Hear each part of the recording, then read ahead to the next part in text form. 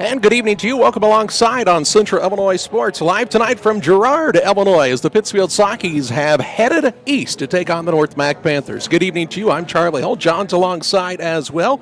Glad you've joined us on the Great Rivers Bank pregame show on Central Illinois Sports, the only place you can watch every one of the Sockies' 9 regular season games and hopefully playoff games this year is right here with Central Illinois Sports. And our broadcast would not be possible without the support of our sponsors. And tonight's game is brought to you by Great Rivers Bank, Best Systems Insulators, Fellowship of Christian Athletes, Trash Queen, Cascom, Illini Community Hospital, Pike County Real Estate, Niebuhr Funeral Home, Geared Up Custom Apparel and Awards, State Farm Insurance Agent Rod Prentice, Mid-USA Landscaping, Lanham Chiropractic, John Petting & Sons Custom Builders, Gianni's Pizza, Abney Home Improvement, the City of Pittsfield, Farmers National Bank of Griggsville, Steve Smith Painting, also by Real Met and Twine, Trash Queen, Damon Emmerich, loan officer at the Great Rivers Bank, the Pike County Express, and Bowler's Universe. We certainly appreciate each and every one of our sponsors for helping bring the broadcast to you here on Central Illinois Sports. The Sockies are 1-2 after winning their opening contest of the season over Riverton. They fell last week to Morrow Forsyth,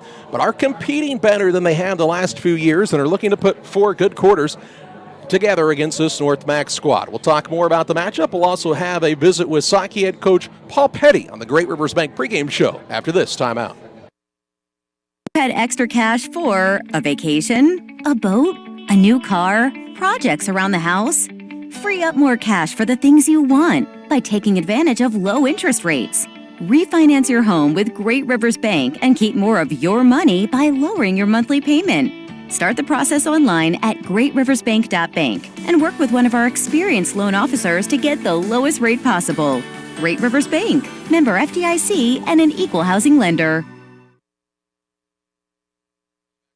Call Best Systems Builders for all your insulation needs. We are a full-service insulation contractor offering both open and closed cell spray foam, blown cellulose, and fiberglass installation. Best Systems has 2 BPI certified professionals ready to inspect your home or business today. You may qualify for incentives through the American Act on Energy program. Call Scott or Michael at 217-285-6005 for your free estimate or visit us online at gobestsystems.com and start saving money on your energy bill today. Western Illinois FCA offers many opportunities to show Jesus Christ to the coaches, teachers, and athletes in our area.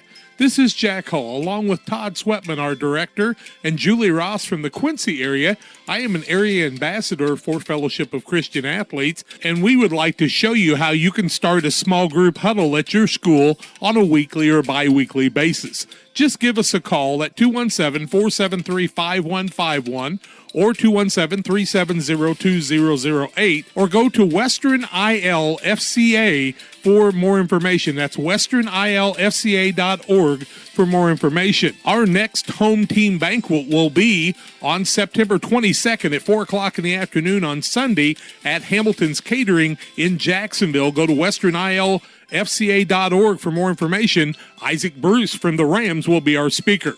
Join us for FCA of Western Illinois. Welcome back on the Great Rivers Bank pregame show, visiting with Socky head coach Paul Petty. And coach, you hop on the bus today, take on this North Mac team, a program that second-year head coach Patrick Bowman really has playing well this season. Yeah, and I think obviously, one of our longer trips, good bus ride. I think the kids had good practices Tuesday and Wednesday. Most certainly we had an extended practice last night to specialize our special teams, get a little more prepared and understand what they do and what we might see from them. It's going to come down, we hope, tonight to possession of the ball, doing the right things on our special teams, and maybe be in a game at the end where we can make a play. One of the things you've noticed about North Mac since we've been in the Sangamo Conference is the overall physicality they bring to the field. These guys usually really like to hit. Yeah, and in the game film we've seen on them for the last 2 weeks, most certainly they're a physical team. If I was to rate them, both us and them compete competitively for the award, if you will. The difference is they don't turn it off. On occasion, we've been known to turn it down a little bit, or maybe sometimes turn it off. So our kids are ready to go 4 quarters tonight. They know that they got to protect themselves every single play, blindside hits and things of that nature. I mean, it's real football over here. One of the things that may be a factor tonight is the weather a little bit. It's gotten warmer all of a sudden, and I know that throughout the week you've been out and in it, but you might have to play some guys be a little bit deeper here tonight. Yeah, and we're planning on that. Obviously, we had a couple additions to our team the last couple of weeks. Both are getting a chance to come back out. Cody Walston, a senior. Nathan Zumal, also a senior. They'll see a lot of playing time tonight, and we hope to. We've taken some kids off of special teams, added some younger kids on the special teams, and really worked with them so that our varsity starters can get their break. Oftentimes, in the last couple of weeks, they haven't found one or two breaks during the whole game. So, with this kind of heat, we'll look to get them a break, get them a blow, and get them right back in the game. I noticed something earlier in the week when you played your junior varsity contest, which is a big win for those guys, by the way. You played some of the kids that play a lot on the varsity side, and is that you're just trying to help kids kind of get used to winning again? Well, I think two of the things we looked at, Notre Dame is always, when they ask for JV, they always bring their JV. So I know that they were going to come big. They added about 25 players to their roster from last year and Jack's first year. So they're up to 60-some, which is huge. So I knew they had the personnel to play several juniors. I made the decision late on Monday to play them. I did decide they were only playing on one side of the ball for success, to give us some balance and let some of them younger kids that are playing defense or offense focus just on the defense or offense and not have to go both ways. It proved to be extremely I thought we played very well. What I probably enjoyed the most about it was the second half. Our young kids stepped in when all of our upperclassmen came out, and they maintained the lead that we had. They had a nice drive. Didn't get in the end zone first time, but we burned a lot of clock. So I was very pleased. And obviously, yes, we have to see victory from our play. And they got to see a good competitive game, a team that spreads the ball, much of what we're going to see in the second half of this season. And I thought we did really well. We also got a lot of good game film footage that we were able to study the next day in some of our film preps, which I really think helped us understand where we want you to be, where you are, and where we want you to be on the field position to stop some of that spread. And we're hoping to see that tonight because North Mac will throw the ball. How much different is film preparation at the high school level than maybe it was when you were in school? Has it changed much? Well, I can only tell you, if you remember 8mm and 16mm, when it ran out of film, it went tick, tick, tick, tick, with the reel ending. It's most certainly changed. It's all online now. We get it instantly. I trade game film every week with our upcoming opponent. We're required by conference rules to exchange two game films. You do that in a matter of 30 minutes, and it's already in your system, and boom, you're watching the team. I remember when Coach Bennett had to drive sometimes 2.5, 3, 4 hours to go get a VHS tape or a 16mm reel. So it most certainly has changed. You saw last week we played Maroa. They've got huddle on the sideline with a big 32-inch screen, so they can come out as an offensive line or come out as a quarterback, and you can see instantly from that last possession what Pittsfield's doing or what your opponent's doing. And it means a lot for preparation, but it also allows you to expand your playbook and hit those vulnerable spots, something we haven't seen in high school football. Most certainly, our program is still behind in technology, and most certainly it's still behind in those little advantages. But I also don't know that we're ready for that. We have a lot of, and we're still on the learning curve, so we have a lot to learn before we can take in that much information. We're moving that direction, there's no doubt, but we still have a long ways to go. Travel a little farther south tonight to Girard, because at Verdon they're putting in just a state-of-the-art facility, and it's amazing how much people really like to support a winner. Well, and I tell you, it's the same company and same plans that Pittsfield's, I think, is putting in for next year. I haven't talked to anybody about it yet, but I hope so. That being said, yeah, it was unfortunate we didn't get a chance to go visit their new facility. It was supposed to be done for their homecoming week, but I think they're now expecting week 9. But hey, we're on grass. There's nothing better than Friday Night Lights on grass. We'll take that as an official announcement, and Sure. Local businesses, you can expect to see Coach Petty coming around on Monday to collect for that. Coach, good luck tonight. Hey, thank you very much. That's Sock Head Coach Paul Petty. We're back after this break on the Great Rivers Bank pregame show. Commercial and residential trash pickup needs? Call Trash Queen, serving Pike, Scott, and Morgan counties with affordable residential trash service and roll-off dumpsters. We're proud to be locally owned and operated and want to earn your business. Give us a call to find out just how affordable our rates really are. Call Trash Queen at 217-320-4320. That's 217-320-4320. Or check us out on Facebook. Trash Queen, our business is picking up. Just like that, the kids are back in school, the summer's over, and we're back to doing homework in the evenings with our wonderful children. Nothing makes this scenario more magical than having a reliable internet connection to get all the homework complete, followed by everyone off to baths and bed. So after that dream is over and the kids are finally doing their homework, make sure you have a strong internet connection. Call Cascom today at 1-800-252-1799. Just because your kids are back to school doesn't mean you have to sacrifice your fitness routine. Illini Fitness is now open 24 hours a day, 7 days a week.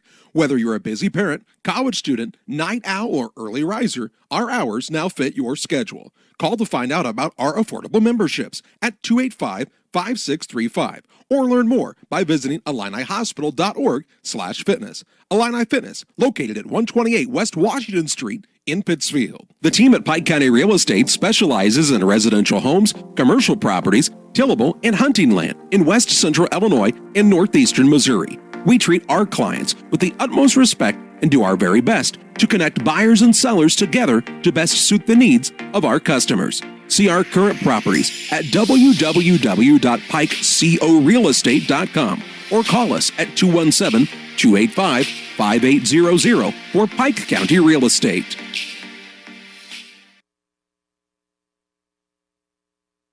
Welcome back on the Great Rivers Bank pregame show. Great Rivers Bank, a proud sponsor of high school sports here on Central Illinois Sports.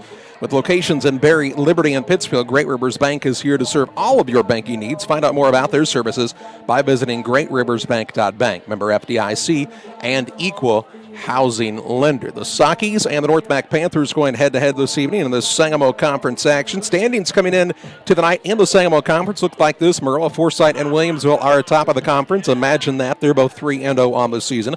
Athens, Auburn, and North Mac are all 2-1. Porta, Pittsfield, Pleasant Plains, all 1-2. New Berlin and Riverton are both 0-3 on the season. Games being played tonight. Athens is at Riverton. Auburn is playing host to Pleasant Plains. Maroa, Forsyth is at Williamsville on what very likely will decide the Sangamo Conference Championship this year. New Berlin is playing host to Porta. And then, of course, the Sockies are here on the road at North Mac. North Mac 2-1 on the season. They lost their opener 26-18 to that Maroa Forsyth squad the Sockies saw last week. Then came out week 2, blew out Petersburg Porta 46-0, and then beat New Berlin last week by a score of 34-14. And John, as we talked about with Coach Paul Petty in the opening interview here on the Great Rivers Bank pregame show, one thing you always can expect from North Mac is a physical style of football. Yeah, Charlie, they were a very physical team even when we joined the conference, and they were a little bit down. But I think that's probably only gotten more that way with the addition of Patrick Bowman and that great tradition from him coming from a tremendous program in Greenfield with his father being the coach there for so long. Greenfield Northwestern, of course. Dan Bowman was there for a long time. You'll see him on the sideline tonight with Patrick in this North Mac squad wearing the light blue uniforms with the black pants and black helmets. The Sockies are in the road whites tonight with the red numbers and black trim. Glad you're alongside on the Great Rivers Bank pregame show. GreatRiversBank.bank. You can apply for a loan. It's never been easier than visiting GreatRiversBank.bank. Check them out. Again, that's GreatRiversBank.bank. A timeout here on the Great Rivers Bank pregame show as we are about 16 and a half minutes away from the kickoff of this contest between the Sockies and the North Mac Panthers. Back with you after this timeout on Central Illinois Sports. For nearly 40 years, the Niebuhr Funeral Home has been serving our area with professionalism and compassion. This is our business, our hometown. You can be assured we take great personal pride in serving your family in your time of loss. We're locally owned. We're your friends and neighbors. We care about you and your family. Niebuhr Funeral Home, with locations in Pittsfield and Barry, serving our community with compassion and respect. Geared Up is your local source for custom apparel and awards. Geared Up offers a wide variety of apparel options, including embroidery, t-shirts, sweatshirts, polos. We do it all. Ask us how we can help you raise funds for your local school or organization. Find us online at www.wegearyouup.com or call 217-473-6290. That's 473-6290 for Geared Up custom apparel and awards. Like a good neighbor, State Farm is there. You've heard that phrase many times. And Rod Prentice in Pittsfield, your State Farm agent, is the guy you can count on to be your friend and neighbor in the insurance business. He has a complete line of insurance available for you from State Farm Insurance. You can reach him at 217-285-6930. Our family trusts Rod Prentice with all of our insurance needs. Stop by their office on Washington Street and see the girls. And Rod Prentice, your State Farm agent, 217-285-6930.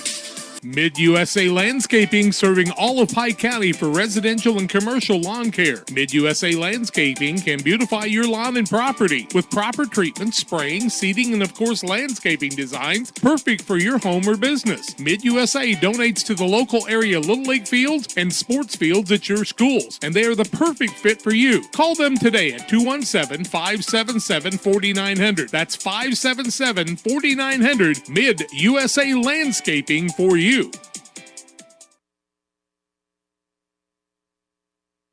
Hospital, our goal is to provide high-quality medical care close to the communities we call home. Our team of providers and nurses are here to help guide you every step of the way to your healthcare journey with the personalized style of medicine you've come to expect from Illini. Illini is proud to welcome Dr. Esfaldo Wesley, oncologist, to our oncology team. He joins Sherry White, nurse practitioner, providing high-quality oncology care right here at home. For more information, visit IlliniHospital.org. Illini Community Hospital, proudly improving the health of our communities.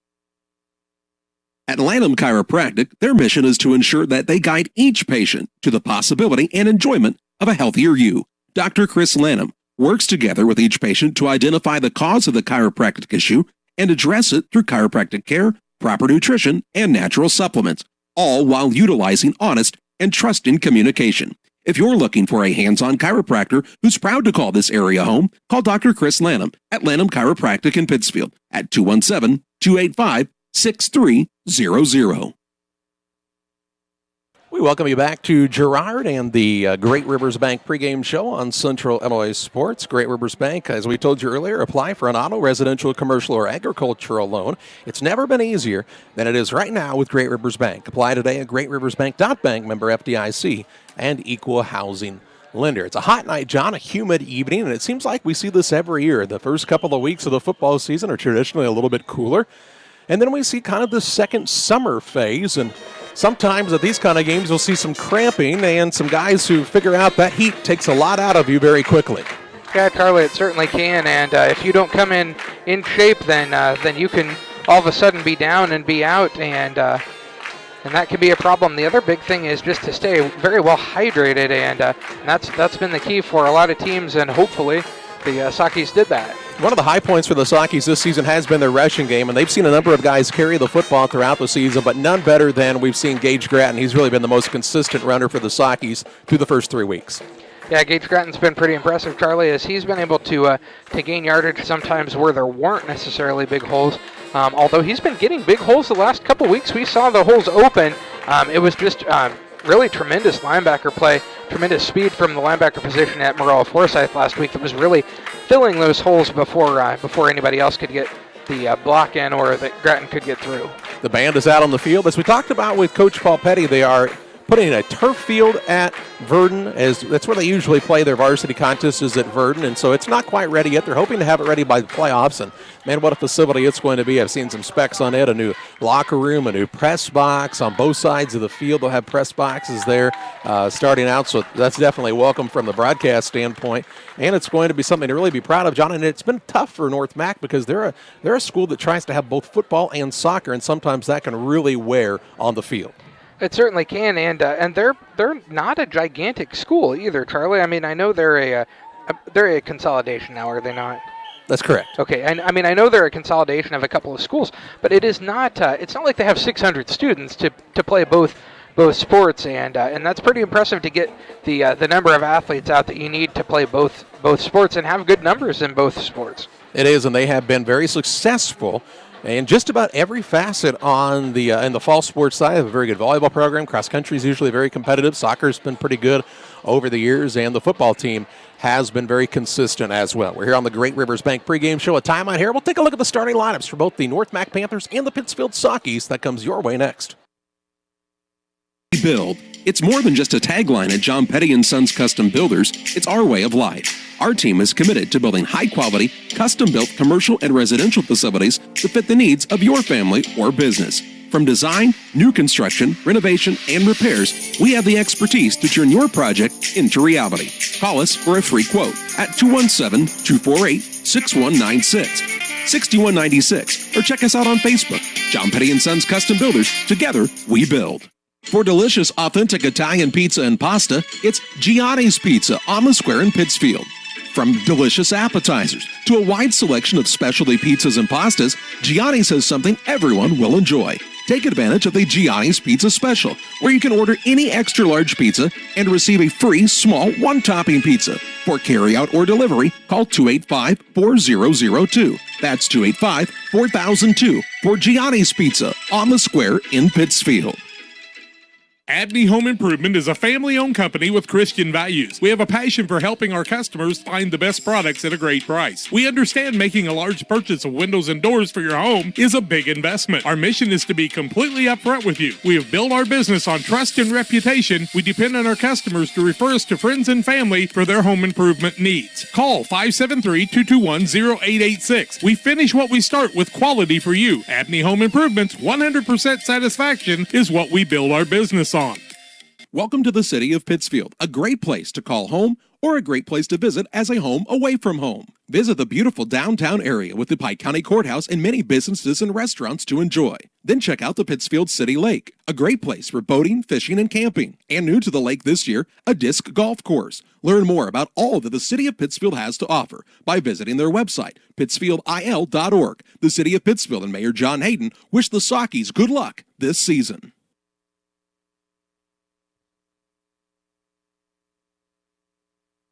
Welcome back on the Great Rivers Bank pregame show. The Pittsfield Sockies and the North Mac Panthers are going head-to-head here this evening in Girard, Illinois. And we're glad you're alongside on Central Illinois Sports. Starting lineups brought to you by Bowlers Universe. Check out these specials. Mondays, they have bone-in wings, 60 cents. Wednesdays, boneless wings, 70 cents. Thursdays, the $5 cheeseburger and curly fry deal. And then on Fridays, half-price apps from 6 to 9. They also have a daily lunch special. It's a sandwich, fries, and drink for $9. You can't beat it, folks, at Bowlers Universe in Pittsfield. Let's meet, first of all, the visiting team tonight, the Pittsfield Sockies. Paul Petty is their head coach, and their lineup tonight will look like this. At the left tackle spot is the 6'2", 275-pound junior. That's Aiden Duncan. At left guard is Corbin Fentress, 6 foot, 270 pounds, and a senior. At center tonight, Cameron Walker, the 5'6", 235-pound junior. At the right guard spot this evening, you'll see Skylar Smith, 5'11", 195 pounds, and a junior. And at right tackle is Nathan Gunder, the 6'2", 255-pound sophomore for the Sockies. At the wideout spot will be Brock Ladner. He's a senior, 5'11 inches, 165 pounds. At the wingback position is Logan Howland, the 5'10", 175-pound junior. Wade Howland will play the fullback, 6 foot, 220 pounds, and a senior. At running back is Jacob Freeman, the 5'9", 175-pound senior. And at quarterback, Bobby Stout, the sophomore, 6'3", 185 pounds. For the North Mac Panthers up front, they'll start the following. At the left tackle spot is Dalton Loftus. Loftus is a 5'10", 280-pounder, and he is a senior. At the left guard is Eric Kirby. He's a junior, 5'11", 239 pounds. At center, Lucas Taylor. He's also a junior, 6 foot, 150 pounds, so a little bit of a smaller young man there. At the right guard spot is Zachary Herkenrother, a 5'10", 270-pound senior. And at right tackle for North Mac is Garrett Bearden, 6'2", 245 pounds, and a senior, so good size up front. Brandon Hipsher starts at the tight end spot for this North Mac squad. He's a 6 foot, 165-pound junior. At the wideout positions this evening, Kyle Fouts. Fouts is 5'7", 155 pounds, and a senior. And Bryce Emery, a 5'10", 145-pound senior. At the fullback spot, Cade Smith. Cade is a junior, 6 foot, 180 pounds. Not to be confused with the tailback, Mason Smith, also a junior, 6 foot, 180 pounds. And at the quarterback is Jake Van Osdale. Van Osdale is 6'3", 175 pounds, and a senior for this North Mac squad. So the size advantage up front favors North Mac. The Sockies are hoping to be able to use their variety of running backs to keep the ball moving. And really, I think that's what we saw for Pittsfield, John, last week, is when they kind of got their footing and were able to move the ball, they were able to keep Moreau off the board. The Trojans last week scored 28 points in the first quarter and kind of, shocked. I don't know if shocked is the right word, but really kind of it came like a landslide for the Sockies there, and it took them a little while to gain their feet. But once they did, really, it was a pretty competitive game, just giving up 2 more scores the rest of the way and getting one of their own. Yeah, and Charlie, that game could have been a lot different, too, because, Maroa comes out, runs the opening kickoff back for the touchdown, and I would argue Jacob Freeman was probably one tackler away from doing the same thing on the very next play, and it's one of those who knows from there what happens. But, as Paul Petty talked about in our post-game interview last week, Maroa brought tremendous speed. They have a tremendous number of athletes that are really hard to compete against. They did, and this size for North Mac, Saki's going to have to combat that a little bit. That'll be something they'll have to try to move those guys a little bit up front to create those holes. But I think what you saw maybe last week with Gage Gratton working, I think you're going to see Jacob Freeman have some more opportunities to get outside here tonight against this North Mac squad. And the Sakis are looking to compete all 4 quarters again and seeing if at the end of the day they can't sneak out that second victory of the season. They've got some games on their schedule coming up that are games they can be very competitive in. Porta, New Berlin, Pleasant Plains look like games the Sakis should be very competitive in. They've also got some tough ones. Athens, Williamsville still looming on the schedule. So the Sangamo Conference, it's not a cupcake any week, but the Sakis do look to be in a good spot to be more competitive in the second half of the season. We're here on the Great Rivers Bank pregame show. A timeout here. We'll get the ball in the air as we'll kick off the Sakis in North Mac. Coming your way after this.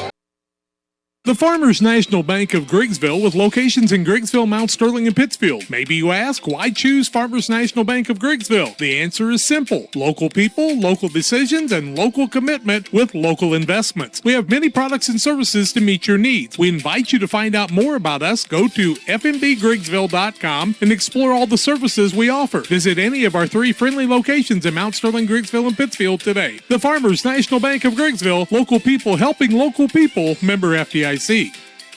Call Best Systems Builders for all your insulation needs. We are a full-service insulation contractor offering both open and closed cell spray foam, blown cellulose, and fiberglass installation. Best Systems has 2 BPI certified professionals ready to inspect your home or business today. You may qualify for incentives through the American Act on Energy program. Call Scott or Michael at 217-285-6005 for your free estimate or visit us online at gobestsystems.com and start saving money on your energy bill today. Western Illinois FCA offers many opportunities to show Jesus Christ to the coaches, teachers, and athletes in our area.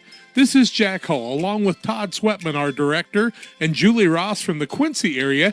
I am an area ambassador for Fellowship of Christian Athletes, and we would like to show you how you can start a small group huddle at your school on a weekly or bi-weekly basis. Just give us a call at 217-473-5151 or 217-370-2008 or go to Western ILFCA for more information. That's westernilfca.org for more information. Our next home team banquet will be on September 22nd at 4 o'clock in the afternoon on Sunday at Hamilton's Catering in Jacksonville. Go to westernilfca.org for more information. Isaac Bruce from the Rams will be our speaker. Join us for FCA of Western Illinois. Welcome back on the Great Rivers Bank pregame show on Central Illinois Sports. As always, we invite you and encourage you to subscribe to the YouTube page, follow us on Twitter, like that Facebook page, and keep up with everything going on here with Central Illinois Sports. Glad Great Rivers Bank has brought us the pregame show tonight with locations at Berry, Liberty, and Pittsfield. Great Rivers Bank is here to serve all of your banking needs. Find out more about their services by visiting greatriversbank.bank. Member FDIC and equal housing lender. They're yet to conduct the coin flip here at the center of the field here at Girard. Girard and Verdon form North Mac together. They both, of course, used to have separate programs, and so as we talked about off the air, John, is that lucky for them that with that construction project going on at the Verdon facility that they have another facility to play football, and really a pretty nice one. And they're playing their homecoming game here tonight. Nice crowd on hand for this contest between the 2-1 North Mac Panthers and the 1-2 Sakis. Tonight's broadcast is brought to you in part by Pike County Express, your local family-owned newspaper serving Pike County since 1991. Check it out each Wednesday on a newsstand near you. Patrick Bowman, of course, was a guy who, when he played for Greenfield Northwestern, one of the best running backs in the state of Illinois. Quite honestly, John, one of the most prolific rushers in IHSA history. He set a rushing record at the time Was that in a single season or in a career, Charlie, for yards? Both, I do believe. Okay. And went to the University of Illinois for a little while and decided that size was probably not for him. Went to Illinois College and had a tremendous college football career. The coin flip was won by the Sockies, and they have chosen to take the football to start the night tonight. So Pittsfield will have the ball on the receiving side to kick off things tonight. And usually we see Freeman and Logan Howland back deep for the Sockies. We'll see if that's true. Of course, we are a week away from homecoming for Pittsfield. They'll play New Berlin at Glen C. Smith Field next Friday night at 7 o'clock, a game you certainly need to be at Glen C. Smith Field. But just in case you can't be there, sit back and enjoy it from the comfort of your home, the comfort of your car, hopefully not while you're driving, the comfort of a hotel room, beachside, on an airplane, anywhere basically in the world that you can get Wi-Fi signal or cellular signal, as it may be on your mobile phone. If you can watch YouTube, you can watch us. That's right, here on Central Illinois Sports, and we're certainly glad you are watching and listening and following alongside tonight, saying hello to the folks at Bowlers Universe, thanking them for their sponsorship, encouraging you to go out and check them out. Friday and Saturday nights, Cosmic Bowling, and they also do a nice job of bringing a variety of entertainment in at Bowlers Universe and really do a nice job, and we thank the Stenbacks and Hannah Scranton and all of the crew there at Bowlers Universe for everything they're doing to try to make Bowlers Universe the best it can be for the area. For North Mac, the kicker is Rhett Kale. Rhett, if we can find him on my roster here, John, is the only Rhett on the team, and he is a 5'10", 190-pound senior, is Rhett Kale. And he'll be doing the kicking duties for the squad from North Mac. Again, the Panthers are 2-1 on the season. Back deep for the Sockies appear to be.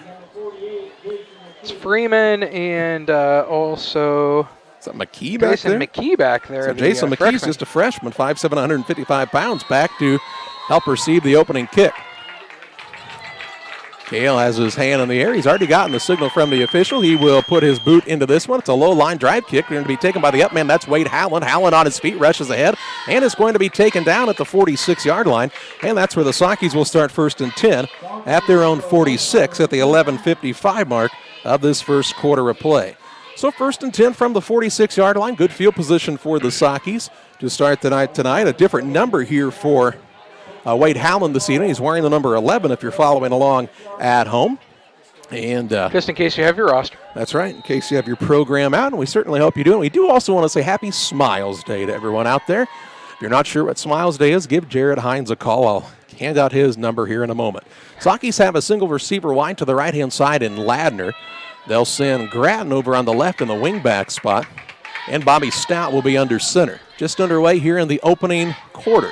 Stout barks out the signals. A lot of men up tight in the box. They'll hand it off left side. Freeman hits the original line. Now spins forward. He's going to be taken out right at the 50-yard line. A gain of 4 on the play by Freeman. And it'll bring up a 2nd down and 6. So Freeman gets the first carry of the night for the Sockies and goes forward for 4. Or a ball right at midfield here. Just underway, 11:35 and counting in this opening quarter. Freeman had a lead blocker that time and was able to get some yardage. He tried to spin away from the man, and there's just a lot of bodies in a small space there. Off to the right-hand side is Ladner. He will hand it off first back through. This is Howland. Howland going to put his head down, rush forward to around the 47-yard line. Gain of 3 on the play by Howland. And it'll bring up a 3rd and 3 for the Sockies. So Wade gets his first carry of the night in the new number. And carries he may for keep 3 11 yards. if he has like a 200-yard game or something, right? That's right. 3rd and manageable for the Sockies, just past midfield. It is Wade Howland. Yes, Wade Howland wearing the 11 tonight for the Sockies. Ladner was still in motion. I think they're going to call this play dead, are they not? No, they're going to let it go, and they'll hand it off to Howland on the right side, and he's going to get no gain on the play. And this will bring up a 4th down for the Sockies as the ball is at the 47-yard line. So no gain that time for Wade Howland. And it's 4th and 3, and the Sockies will punt. Yeah, play the field position game, and that's the smart move here. Try to pin them deep and then force them to punt maybe the next time. And looks like Brandon Hipsher going to go back deep to receive, along with Kyle Fouts for this North Mac squad. So a punting situation for the Sockies on their opening drive, 10-13 and counting in this first.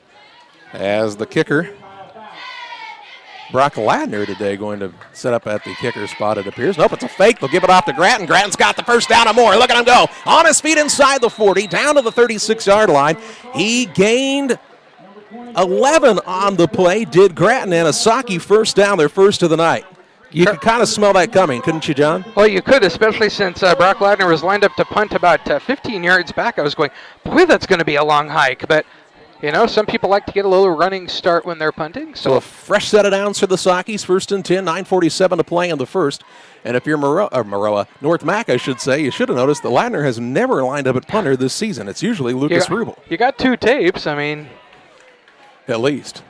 They'll split Logan Howland out wide to the left-hand side. They'll put Ladner to the right, double wing formation. Freeman's in motion. They'll hand it off to the motion man right side. Good block outside, chipped up inside the 30, down to the 29-yard line. A gain of 7 on the play by Freeman. He's got 11 yards on a couple of carries. It'll bring up a 2nd down and 3. 9:15 and counting in this opening quarter. Saki's on the move against this North Mac squad. Panthers are 2-1 on the season. Pittsfield trying to get off to a solid start in this game, something that has not been happening any of the first 3 weeks. But on the move here, 2nd and 3 from the 30. Check that 29-yard line. Sakis have proven in every game they could move the ball, though, Charlie. Freeman in motion again. They'll hand it off again. He cuts it up. Penalty flag flies from the far side. Freeman is down to the 21, but a flag here. And let's see, did the receiver out on the wide side never get set? They're signaling a false start against the Sakis, and that will be their first penalty of the night, a 5-yard penalty, and move the ball back to the 34-yard line. So it'll be a 2nd down and 8 from the 34. Just didn't look like the receiver on the wide side ever came set. They ran the exact same play, that little jet sweep around the right side. And it would have had a 1st down, but as it is, they move it back on the first penalty of the contest. 8:39 and counting in this opening quarter. No score on the Trash Queen scoreboard. Ladner out wide left, double wing formation. Stout sets up under center. Calls him set, puts Freeman in motion. They'll fake it off, give it to Wade Howland left side. They spied him well that time. He'll take it down to the 31. A gain of 3 on the play by Wade Howland. And it'll bring up a 3rd down and 6 for the Sakis as Howland gets his 3rd carry of the night. Total of 6 yards right now for him. So a 3rd and a long 6, just over 8 minutes to play in this opening period for the Sakis. So 4-down territory here, you would think. They fake punted, if you're just joining us, just moments ago, and picked up the 1st down. So they're looking to keep this drive alive, and Paul Petty trying to get off to a positive start in this contest with his young Saki squad. Howland wide left, that's Logan. Right, wide to the right is Ladner, double wing formation. Stout's under center. Here comes the house. Stout's back to pass. Looking for a man across the middle. Has Grattan. Grattan's got the 1st down and more. Looking for a block. Breaks a tackle. Down inside the 25 to the 20-yard line. A gain on the play of 11 yards on the pass to Grattan, and that will be a Saki 1st down. 2nd 1st down of the night for the Sakis. Nice job by Stout not to panic as he had a man right in his kitchen and was still able to get that pass away. 7:30 and counting in the first. Another fresh set of downs for Pittsfield.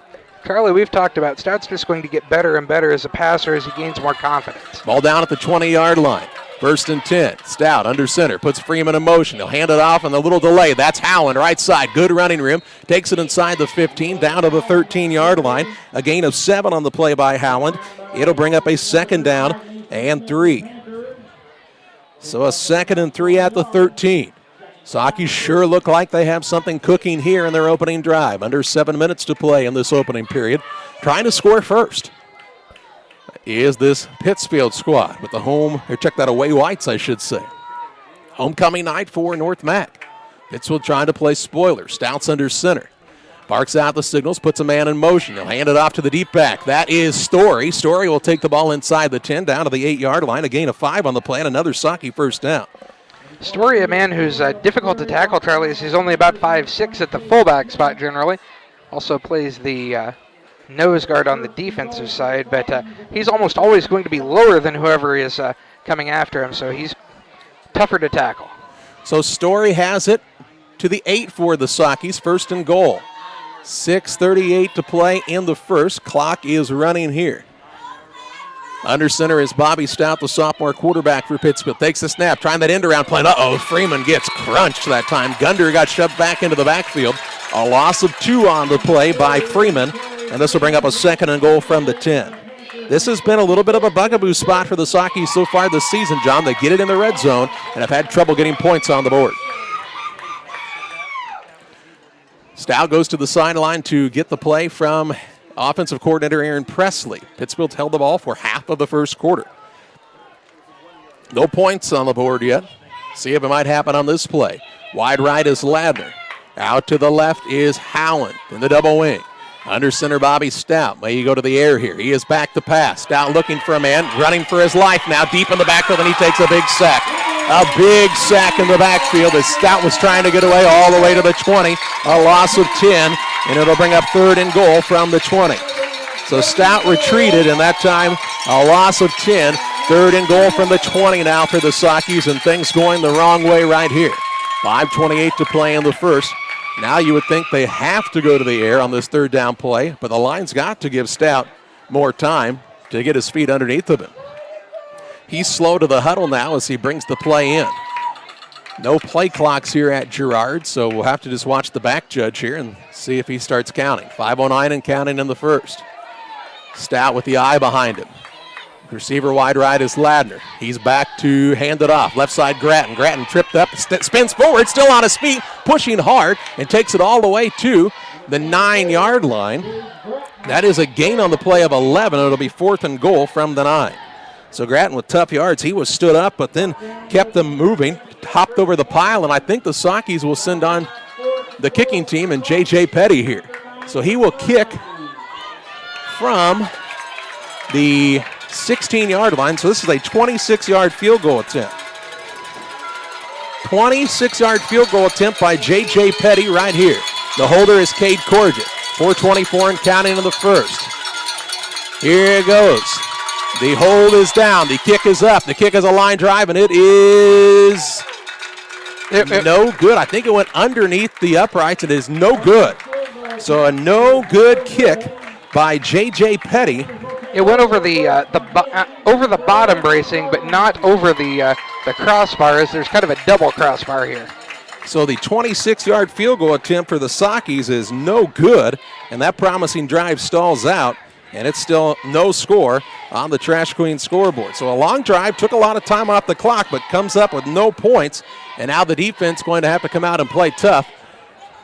They're talking about it here. Yeah, because I thought it was good, Charlie, but there are 2 sets of posts here, and it went between the 2 sets of posts, and they'll try to decide which is which. That's what they said. It's one of those things, John. It's kind of like a baseball game. What are the ground rules when that happens? They are taking the ball. They're going to talk. What are we doing here? Are we going to count it or not? I think they put it on the board. They're going to count that as a good field goal. So J.J. Petty puts it between them. Listen to the Boo Birds are out tonight, and the Sockies have a 3-0 advantage on the Trash Queen scoreboard. It is a good field goal of 26 yards from J.J. Petty on a little bit of a controversial call. There's a double set of bars. John can zoom into that for you here in just a second and have you take a look at that.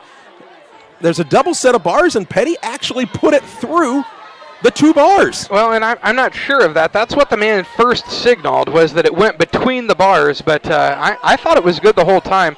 Coach Bowman is not happy about it. He's chatting with the referee. He's called everybody that he could get to come over, but they say good field goal, so hey, as long as you're playing with the same rules on both sides, then it was a line drive, and it went through the 2 sets of bars. That's what I believe happened. Can you believe that?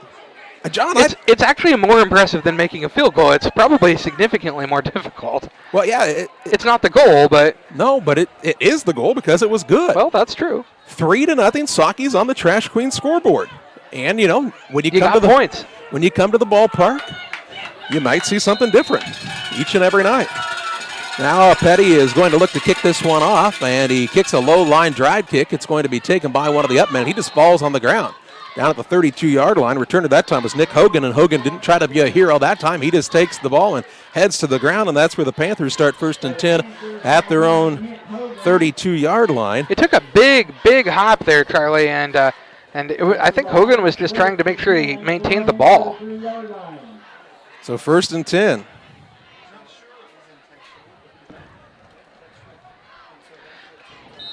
If J.J. Petty can get the ball to do that on a regular basis, though, Charlie, that's a heck of a way to try to get the ball back.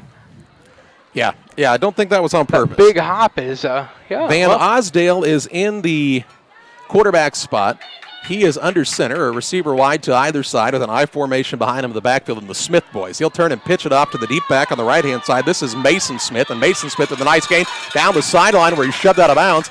Looks like it's shy of the sticks to the 40-yard line. A gain of 8 on the play by Mason Smith, and it'll bring up a 2nd down and 2 for North Mac. 2nd and 2. It's going to be a long 2, Charlie. It's probably closer to 4. All right, well, they mark it inside the 40, and we're going to call it 3, so we'll call it a 7-yard gain. You know, John, if you just never talk, no one would ever know the difference. Only it would be quieter. Now it's a trip set out wide to the left-hand side as Van Osdale will be under center. Single back in the backfield is the fullback Cade Smith, and he's back to pass as Van Osdale. Looking to the left, and he's got his man with blockers out in front. First down here, that's Mason Smith. And then the ball came loose, and who's got the football? As it looks like there's a scrum, and they've not signaled yet. He was able to recover it. So that ball popped out. It's a first down as they took it from the 39 all the way to the Saukey 46. So that's a gain of 15 yards on the pass to Mason Smith, and a first down for North Mac. Kind of a wide receiver screen there as little bubble screen. Yeah, through to the man, had a couple of receivers ahead of him to block. Fresh set of downs here for the North Mac Panthers. 3:45 and counting in the first. 3-0 Pittsfield. If you're just joining us, as J.J. Petty put it in from 26.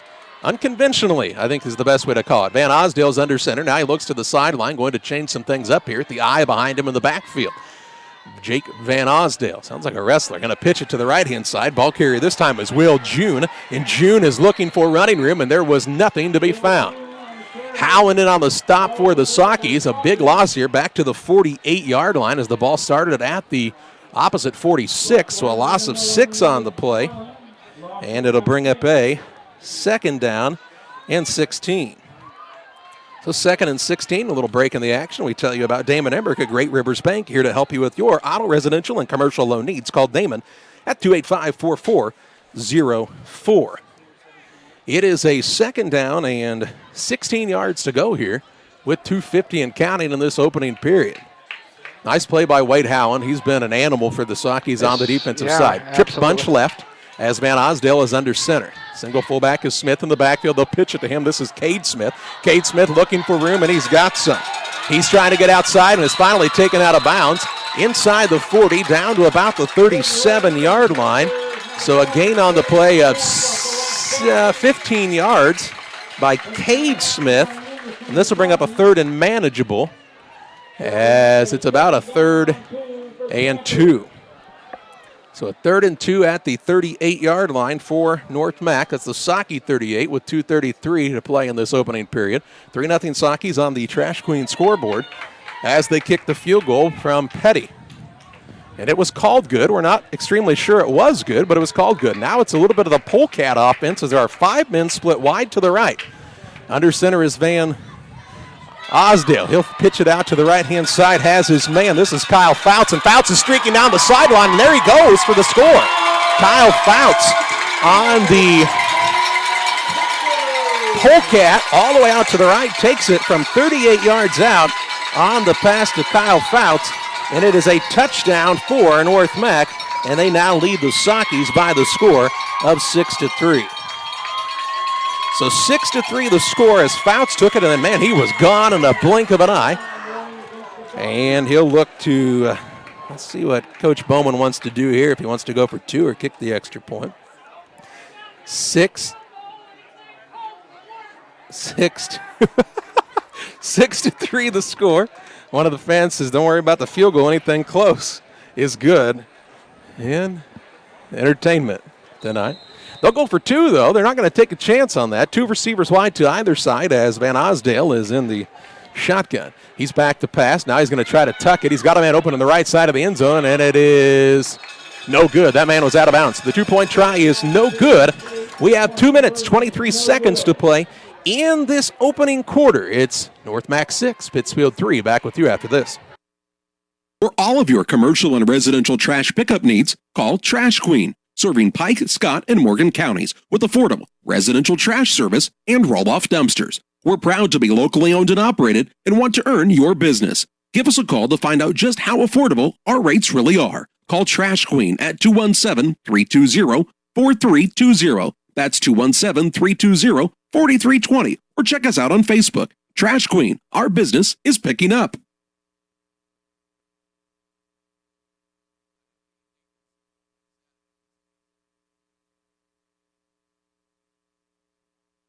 Two minutes and 23 seconds to play in this opening quarter. It is now a 6-3 advantage for North Mac on top of Pittsfield on the Trash Queen scoreboard. For your residential and commercial trash pickup needs, it's Trash Queen. Give Chris Nichols and his great staff, including Rob Cook, a call at 320-4320. That's 217-320-4320 for Trash Queen. Rob said his days start early right now for Trash Queen, Charlie. Day starts early and goes late, and that's what sometimes it takes to put that bread on the table. And after they clean the table, you put it in the trash goes out, Trash Queen picks it up, and bada bing, bada boom. It's a circle of life, Simba. And kicking off here for North Mac, it will be Kale. Kale will put his foot into this one. Nice deep kick, and the Sakis will retreat to get it. That's Freeman at the 20-yard line. Gets a blocker at the 30. Wrestled down around the 33, and that's where Pittsfield will start 1st and 10 at their own 33-yard line here at the 2:17 mark of the first quarter, 1st and 10. So Pittsfield drove the ball all the way down to the 9-yard line where they had it 1st and goal. They were unable to get the ball into the end zone, but they did kick a field goal. That was called good. There are two sets of crossbars. We're just joining us, and the ball snuck through the middle of them. We believe. We'll have to, after the game, Charlie, we have to look and see what we can find out about that. It's a 1st and 10 situation here for the Sakis as Stout and company come to the line of scrimmage. Ladner is out wide to the left. Gratton's the wingback on the right. Freeman to the left, and Howland is the fullback. Stout's under center. The trains are coming. They put him in motion. They will send Stout back to pass, looking for room. Now he steps up, and he's into the arms of a big man, John, and taken down at the 27-yard line. Taken down by Brandon Castleman that time. A loss of 6 on the play by Stout. Defensive lineman, and it looked like he was going to have a hole, and all of a sudden Castleman broke through in the middle and was able to make the tackle. Brady Castleman, 6'4", 250 pounds, and a junior, and he got his arms around Bobby Stout, and there was no escaping at that time. So a 2nd and 16 here. As we, how much time left in the quarter, John? Can you see that clock? 1:40. All right, thank you. Clock running here. Stout's under center, hands to the deep back. Gratton, he's hit at the line of scrimmage, spins free. Still on his feet, into the secondary, across the 40. And he's got the first down, and he's like the little engine that could. He just keeps going and takes it out to the 44-yard line. And that is a pickup of 17 yards by Gage Gratton, and that's a Saki first down. They're 4th of the contest, and Gage Gratton is showing he is one tough cookie. He had good blocking. He had a good hole, and then he was able to spin off of the secondary, and that's part of it, Charlie, is he's a big back. 6'1", 205, yeah. It's going to take a couple of them to bring him down unless you're really coming with a head of steam. You really got to wrap him up. 1:20 and counting in this first quarter. 6-3 North Mac. Saki's on the move here. I formation. Stout's under center. They feed Gratton again. He's hit. Now he's going to try to retreat and find a lane. Turns it up, and he is going to get something there. What looked like it might have been a loss, he turned into a gain out to the 48. A gain of 4 to the 48 by Gratton. He's up to 43 yards, and it's a 2nd and 6 for the Sakis here. Yeah, Gratton ran into a wall, but it was basically running into the back of his blockers there. He said, well, there's not a hole there, but they got it all clogged up. Let's just go outside, and he was able to get 4. Very likely could be the final play of the quarter unless somebody goes out of bounds here with just 40 seconds to play in the first. Saki's right in the thick of this battle. 2nd and 6. Stout has a wingback to the left is Story. I formation directly behind him, and Ladner to the left. He'll hand it off to the deep back Gratton. They'll keep feeding the monster there, and he'll take it to the 50. And look at him. He's keeping the chains moving. And now there's a penalty flag, and this is going to be against North Mac as a young man, Aiden Duncan, was down way out in front of the play. Gratton takes it to the 49. That's a gain of 3, and then let's see what this flag is about. They're pointing like it's against North Mac, and now the referees will get together, so we know give Gratton a 3-yard gain on the play, and he has 46 yards now on 5 carries. He's They're going to get together and chat about it. He is, well, they're still talking about it. Let's see what the white hat tells us here. He comes out of the huddle and will tell us it's going to be an personal foul against North Mac. And, yeah, I think you could kind of see that coming, John. Well, Duncan was down, and there was a man standing over top of him. Yep, so that's going to be a first down for the Sockies via the penalty, and they will march the ball all the way down inside the 35 to the 34. And that's where the Sockies will have it first and 10 at the Panther 34 with 21.3 seconds to play here in the third. And they do not have to run a play here if they choose not to. I don't expect them to. I sure would be surprised if they broke the huddle here, and it looks like they will just be calm, cool, and collected and heading to the second quarter, where the North Mac Panthers will lead the Pittsfield Sockies as we start the second by the score of 6-3 on the Trash Queen scoreboard. Glad you're alongside on Central Illinois Sports. Second quarter play-by-play your way after this. Just like that, the kids are back in school, the summer's over, and we're back to doing homework in the evenings with our wonderful children. Nothing makes this scenario more magical than having a reliable internet connection to get all the homework complete, followed by everyone off to baths and bed.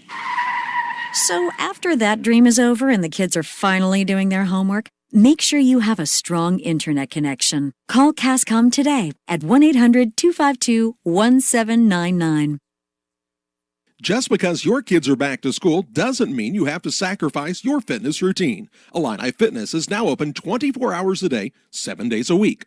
Whether you're a busy parent, college student, night owl, or early riser, our hours now fit your schedule. Call to find out about our affordable memberships at 285-5635 or learn more by visiting IlliniHospital.org/fitness. Illini Fitness, located at 128 West Washington Street in Pittsfield.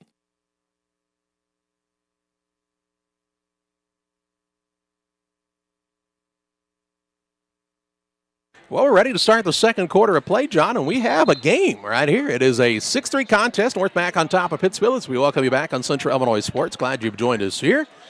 And John's alongside. I'm Charlie Hull, and we are at Girard tonight where the Pittsfield Sockies and North Mac Panthers are in a battle here on North Mac's homecoming night so far. Pittsfield has the ball first and 10 from the North Mac 34-yard line. Just got a big 15-yard penalty on a personal foul penalty against North Mac that took the ball to where it is now. And again, the Sockies have had some good luck in moving the ball between about the 25 and the 25 throughout the season, but they've not been able to punch it past this point very often. Now we see Nathan Gunder is going out in a lineman spot, and we'll try to spot who came in. Under center is Stout. Story is in at the wingback spot. Ladner is split wide to the left. Stout is trying to identify the defense, and now they're moving around a little bit on him. He sets up under center. Going to hand it off to the deep back. It was a little bit of a poor exchange, and Gratton's going to get punished this time. Back to the 37-yard line with forward progress, which is a loss of 3 on the play. It'll bring up a 2nd and 13. First time they have pinned Gratton for a loss. He's got 43 yards on 6 carries, and if they're really keen on him, here comes Freeman on, and I was just going to make that point, John. If you're really keen on one guy, it could open a kid like Freeman up. Now Gratton's going off the field, so we'll save that thought for later. Yeah, you can certainly get him to bite against one guy and run a counter the other way, or a lot of options there. 2nd and 13 here from the 37-yard line. Just underway in the second quarter, 6-3 advantage here for North Mac. Stout's under center when they go to the air here. Now penalty flag flies, and what's that about? They'll run to the right-hand side. Howland is the ball carrier. But there is a flag. Howland has it inside the 35 to around the 33-yard line. It came from a back judge that time, Charlie, so I'm not sure. Did somebody move early? That could be a possibility here. You usually get that from one of the... False start. Okay. So that'll be a 5-yard penalty against the Sockies. Their second of the night, and then I'll move the ball back to the 42-yard line. So now it's a 2nd and 18. 2nd and 18 from the 42-yard line. 2 penalties for a total of 10 yards for Pittsfield. 11:08 to play in this first half. And I don't want to say this is becoming a trend for the Sockies, John, but data sometimes doesn't lie. Yeah. You want to be able to move the ball all the way to the end zone and not been necessarily what they're doing so far, but they'll get it figured out, Carly. Double wing here. Will they go to the air? Stout's back to pass. He's got some time setting up the screen for Grattan. A low throw. He breaks the tackle. Still on his feet. Going to carry a man inside the 40. Down to the 36-yard line for Gage Grattan. That's a gain of 6 on the play. And it'll bring up a 3rd down and 12. Grattan's second catch of the night. And the second time Stout has gone to the air. He's 2 for 2 for 17 yards. 3rd and 12 for Pittsfield. Ball right at the 36-yard line. Breeze picking up a little bit here as it's trying to cool off at Girard. We'll put something heavy on that, John. Not that. Maybe this. Thank you, Steve Jobs, for the iPhone. Thank you for making it heavy, right? 2 receivers to the left. They'll put Lucas Rubel in motion now. Grattan is wide to the right. Stout's in the shotgun. Uh-oh, a man moved early, and that was Ladner. It'll be another 5-yard penalty for the Sockies. So another 5-yarder here, and it's right now 1 step forward, 2 steps back for Pittsfield, and that will move them back to the 41 and bring up a 3rd and 18. So they just lose the 5 yards. 5 of the 6 yards Grattan picked up. So call it 3rd and 17, I should say, from the 41-yard line. So trying to get positive momentum here for Pittsfield.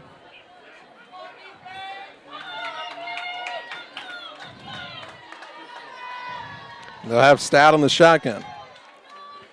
He is back to pass. Sets, throws, in and out of the hands of the intended receiver in Grattan as it was too hot to handle that time. Incomplete pass, the first of the night for Stout. And will the Sockies possibly punt here and try to pin North Mac deep? Hey, It's 4th and 18. You could kick a short little punt here. Hey, and really pin them deep if you were the Sockies. If you're punting, you want to punt directionally for sure. 9:35 to play, and they will bring the punt team on for Pittsfield. They've already used the fake once tonight, so probably not going to be able to fake them again, are you? Well, you wouldn't think so, but it does give those guys a little pause to stay home, make sure they're playing defense first, doesn't it? Trying to directionally kick here. Now the Sockies appear to have some confusion in the huddle, and now they do break the huddle, and back to punt for the Sockies. He's wearing the number 16, and we don't have a 16, and they'll call it timeout. Timeout for the Sockies. We will pause as well. 9:35 to play in the second quarter. 6-3 North Mac. Back with you after this. The team at Pike County Real Estate specializes in residential homes, commercial properties, tillable, and hunting land in west central Illinois and northeastern Missouri. We treat our clients with the utmost respect and do our very best to connect buyers and sellers together to best suit the needs of our customers. See our current properties at www.pikecorealestate.com or call us at 217-285-5800 for Pike County Real Estate. For nearly 40 years, the Niebuhr Funeral Home has been serving our area with professionalism and compassion. This is our business, our hometown. You can be assured we take great personal pride in serving your family in your time of loss. We're locally owned. We're your friends and neighbors. We care about you and your family. Niebuhr Funeral Home, with locations in Pittsfield and Barry, serving our community with compassion and respect. Sockies were having a little bit of confusion in the huddle, so Paul Petty took the first time out of the contest for Pittsfield. They trail North Mac 6-3, and they have the punt team in right here. Charlie, I'm not sure who's back to punt right now. Well, it's usually been Lucas Rubel, but that is not him back there. Boy, he seems deep, doesn't he? And they will try to kick this one directionally. It is a kick that is going to be taken by the deep man. And there's a penalty flag. Man, look, that referee has an arm. Man still on his feet. This is Brandon Hipsher, and Hipsher is going to be taken down at around the 40. But there was a penalty flag, and now there's another one that comes in late. They're going to call a late hit on the punter. And there's a flag all the way back at the 11. So one at the 40, one at the 11. We may see a re-kick here. I think you're going to see. I think you're going to see a re-kick too. I think you're right. Offset, and you're going to see another kick. Would be my gut feeling as it stands right now. I'm telling you, I don't know who the official was that threw that flag all the way back, but he threw it from about 35 yards away, and sign him up. Now he's back there to pick up the flag and put it back down. There's 2 on the field now. Yeah, you have to leave it alone. We got to find out what's going on first. So the referee in the white hat will come over, and he will tell us that there are 2 penalties A block in the back against North Mac. And then against the Sockies, there's a dead ball personal foul. So they're calling it a dead ball personal foul against the Sockies. So it'll be 15 yards. They will walk it back half the distance to the goal to about the 6, and then they'll bring it out to the 21 for the personal foul. So that's where. Okay. Well, no, they won't offset really, but. No, they're not offsetting. Because if they were offsetting, you'd re-kick. 9:19 to play here in the first. Nathan Zumwalt is wearing the number 16. Thank you. So Nathan is the punter now. Glad to see Nathan out of the field. He's a senior already. Hard to believe. It is, Nathan's Charlie. a That means senior. you're old. I am getting older every minute. It's North Mac 6, Pittsfield 3 on the Trash Queen score with 9:19 to play in the second quarter, and the Panthers come out first and 2, their own 21-yard line. A wide receiver out wide to the right-hand side is Kyle Fouts. He's got the touchdown reception on the evening. The Smith boys are in the backfield along with. Ran a long way to get that 1 yard, didn't he? Second quarter. A North Van to go here with 7:52 and counting in this first half. A stop here for the Sockies could be huge. 6-3 North Mac on the Trash Queen scoreboard as it stands. And that will now for Smith on a 1st and 10 for North Mac, their third. First down of the 10, 7:09 and counting in this. But was able to drive his feet and gain a couple. It will bring up a second down here. And 7. The ground. He's back to pass. He's going to look to his right, and he has his man that's just kind of sneaking next to the sideline. That is going to be Fouts, I do believe. No, Hipsher, and he's got the first down. All the way to the Socky 48-yard line. A pickup on the play of 13 yards on the pass to Hipsher. And this will be a 1st and 10 for North Mac, their fourth first down of the night. So Hipsher's first catch. Split way wide, wasn't he, Charlie? He almost hit along the sideline, did Hipsher. And he was able to pick up the first down for North Mac. So 1st and 10 for the Panthers from now Socky territory at the 48-yard line with 5:15 and counting in the second quarter. Under center is the quarterback Van Osdale. Looking to his left, he throws it high. It is caught by Fouts, and now a penalty flag flies in. Could be a face mask. Or a hold. I would say it's a face mask where the penalty flag was thrown. Out to the 49, it would be a loss on the play, but let's wait and see what the call is here. They're looking at Paul Petty, and they're actually moving North Mac back. John, you may be right. It could be an illegal block up, a hold. Hold that's at the 48 that is denied, and the result of the play will be a 2nd down and 14. So it's a loss of 4 on the completion to Fouts. And so it will be a 2nd and 14 to the 48-yard line. Their own 48 now. Where it was thrown, I don't know that the ball was going to move all that much, maybe a couple of yards. So that 2nd down's probably bigger than the extra couple of yards there. Right. 4:40 and counting here in the second quarter. Still 6-3 North Mac on the Trash Queen scoreboard. A single receiver out wide to the right. Looks like 2 men are wide to the left-hand side, and Van Osdale's in the shotgun. He's going to roll to the right. Looking for some time, steps up, throws downfield, has a man, but he overthrows him. Incomplete pass will stop the clock with 4:25 to play in the second quarter. His first incompletion of the night. Nate Anderson was trying to get around the blocker in the running back. I think he let him go just in time. He was right on the border. You're biased. I'm probably biased, but... and he's throwing against the wind right now, yeah. Although it is kind of swirling, it appears. Yeah, it's... I mean, look at that flag over there, Charlie. Now it's blowing this way. There is a haze over the field on this humid night. So don't adjust your picture. It's just hazy here at Girard. Trip set to the right-hand side. A single receiver to the left. And the quarterback, Jake Van Osdale, will be in the shotgun. 3rd and 14 here. He's back to pass. Has some time. Now he throws downfield across the middle, and it is caught. Caught by Fouts. He got it in between 2 defenders, and he takes it to the house. On 3rd down and 14, he takes it all the way for the score. A 52-yard strike and a touchdown for the North Mac Panthers. Fouts with his 2nd touchdown reception of the night. He's got 86 yards in receiving now on 3 catches, and North Mac has a 12-3 advantage. The Socky defender was right there, stretched out to try to knock the ball out of the air, but was unable to do so. And Fouts scampered for the score. So 12-3 the lead now for North Mac. 4:16 to play here in the first half, and the Panthers will go for two. They were no good on their first attempt on the two-point try here this evening. Van Osdale will be under center, trips left, single receiver right. He takes the snap, steps, throws, and it is incomplete. So they've been 0 for 2 on the extra points, but they lead the Sockies by the score of 12-3. 4:16 to play in the first half. We're back with you after this. Is your local source for custom apparel and awards. Geared Up offers a wide variety of apparel options, including embroidery, t-shirts, sweatshirts, polos. We do it all. Ask us how we can help you raise funds for your local school or organization. Find us online at www.wegearyouup.com or call 217-473-6290. That's 473-6290 for Geared Up custom apparel and awards.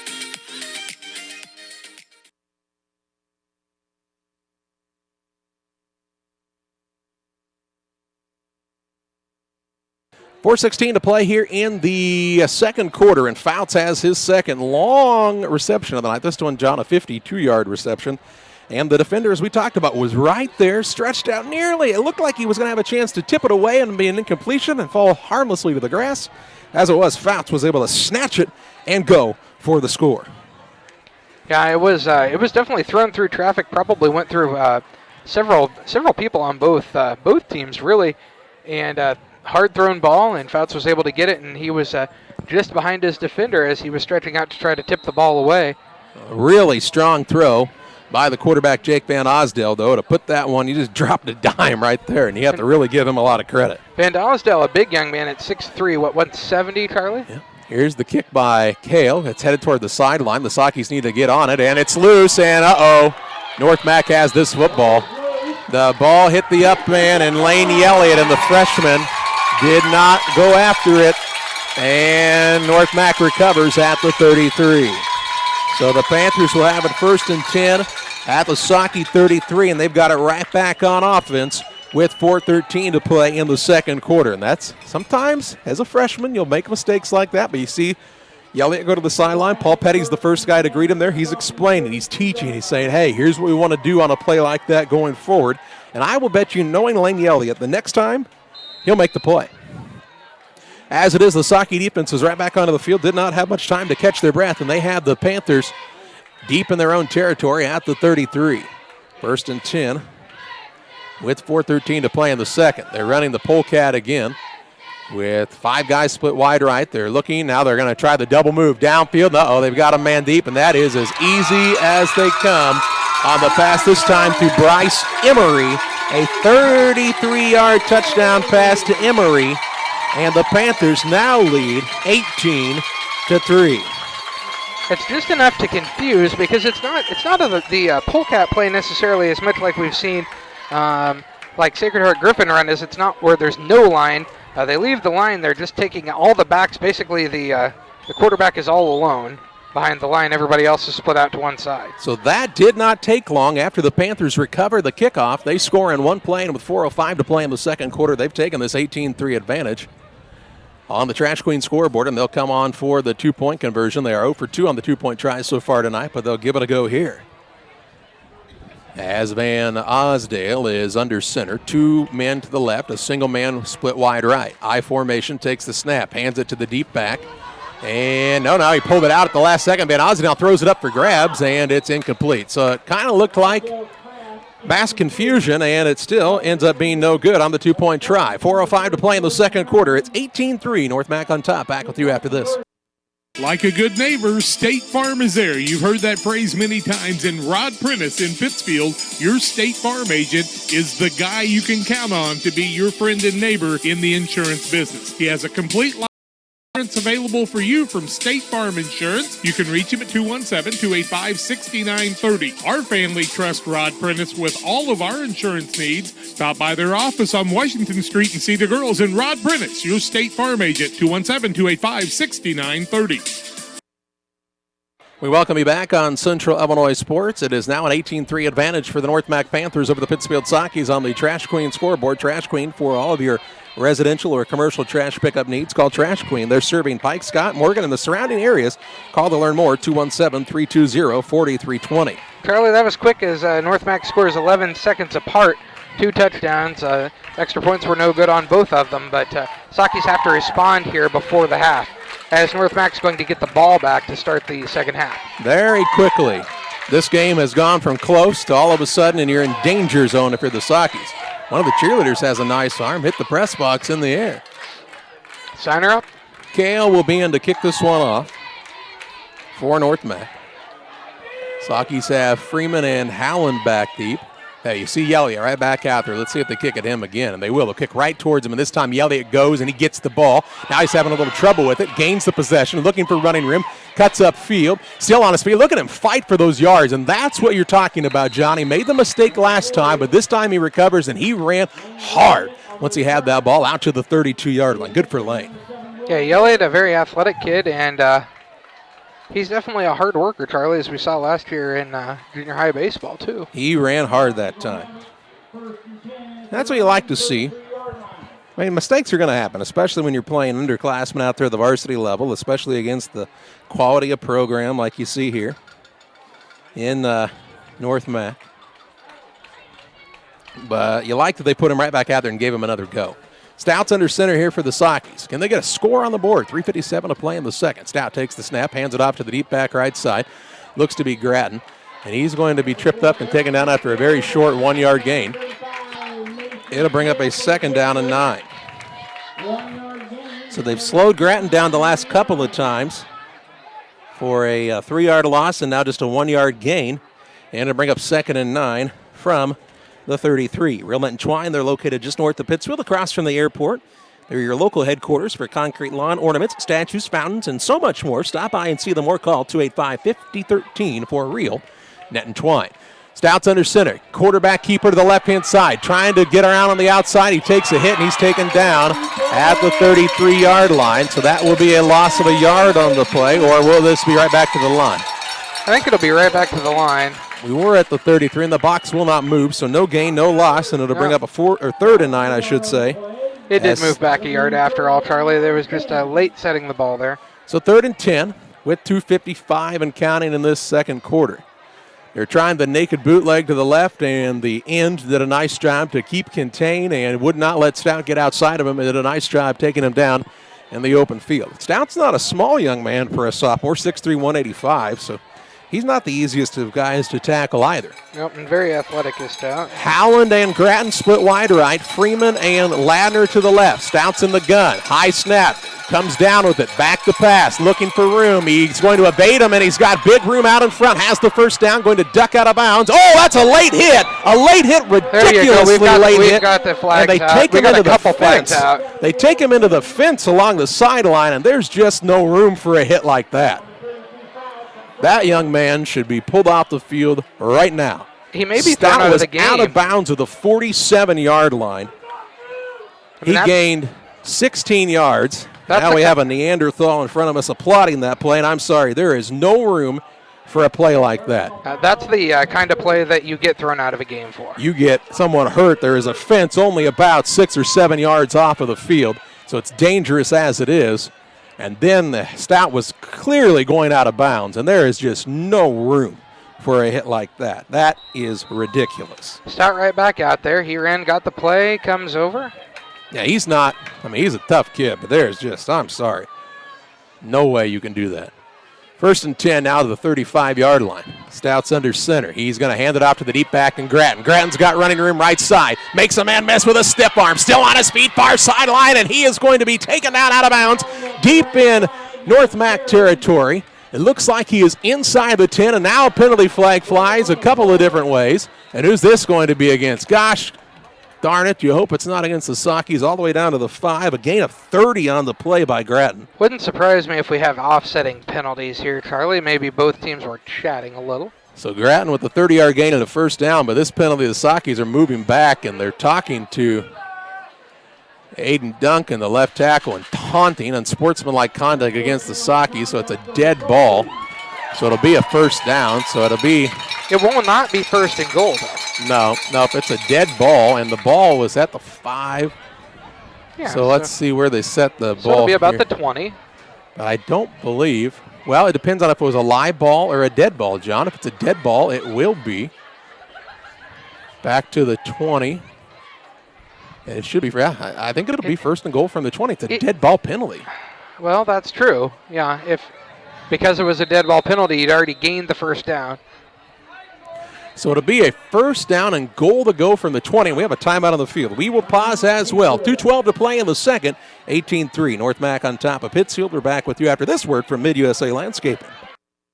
Mid-USA Landscaping, serving all of Pike County for residential and commercial lawn care. Mid-USA Landscaping can beautify your lawn and property with proper treatment, spraying, seeding, and of course landscaping designs perfect for your home or business. Mid-USA donates to the local area Little League fields and sports fields at your schools, and they are the perfect fit for you. Call them today at 217-577-4900. That's 577-4900. Mid-USA Landscaping for you. 18-3, the lead for North Mac. The Sockies will have it first and goal from the 20. Not a normal thing that you see would be first and goal from a place like that. Not ideal, but definitely not. Back-to-back plays that had 15-yard unsportsmanlike, one on one team, one on the other. So first and goal from the 20 for the Sockies after the big run by Grattan and then the unsportsmanlike dead ball penalty. Those are just things if you're Pittsfield right now, John. Can't shoot yourself in the foot. Let's see if they can overcome that, though. Stouts under center, hands it off right side, Grattan. Big hole, on his feet, stretching forward, down near the 10, ridden out of bounds, right at the, John, it looks like the 10-yard line. Let's wait and see. Call it the 9-yard line, a gain of 11. It'll bring up a second and goal from the 9. Grattan is racking up the yards now. He's got 85 yards on 9 carries. And Grattan says, I was just here, I swear. Second and goal from the, well, looks like just inside the 10 at the 9. Clock ticking down. No, stop as he went out of bounds. 2:04 to play here in the second. Pittsfield trying to get a touchdown here. I formation. Under center is Stout. Marks out the signals, takes the snap, going to keep it himself left side. He's trying to look for running room. There's just nothing there on that play. North Mac almost like they knew it was coming. No gain, no loss as he got back to the line. It'll be third and goal from the 9. That play hadn't worked either time they tried to run it, John. The only way I could possibly see it working, Charlie, is if he runs it more as he comes back to pass and then he goes out so that maybe they bite on that pass. Well, North Mac's end is just doing such a good job at keeping contained that there's just not a lot of opportunity for Stout to get out into the open field. 1:30 and counting in the second quarter. It's an 18-3 advantage for North Mac. Sockies have a third and goal from the 9. Will they go to the air? Ladner out wide to the right. Stout's under center. He hands it off to Grattan along the left-hand side. Breaks some tackles. He's still keeping those feet moving. He's at the 5 where he's taken down. They'll give him forward progress to the 4. A gain of 5 by Grattan. It'll be fourth and goal from the 5, and I think the Sockies will go for it here. Yeah, I think you have to. 4-yard gain. Fourth and goal, and I would not be surprised to see Pittsfield call a timeout with 57 seconds to play. They have one left, I believe. They do still have a timeout remaining, and they're going to bring the official all the way over and say, Mr. Official, we would like a timeout, but not quite yet. We'd like to see the clock run down a little bit. They'll wait till the back judge starts counting, and then they'll take the time as they're trying to make sure that North Mac, if they don't convert, wouldn't have time to go for a deep play here at the end of the first half. 30 seconds now, and they will signal the timeout in just a moment. That man in the back of the end zone still not counting. Now he begins, and they're going to really milk every precious second here. Now a timeout going to be whistled with 17.6 seconds.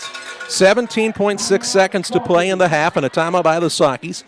We will remind you about Steve Smith Painting. Call Steve Smith Painting for all of your painting needs, from one room to the whole house, from a fence to a barn or a grain bin. Steve Smith Painting can do it all with quality work on affordable pricing. Call Steve Smith Painting at 217-248-0993.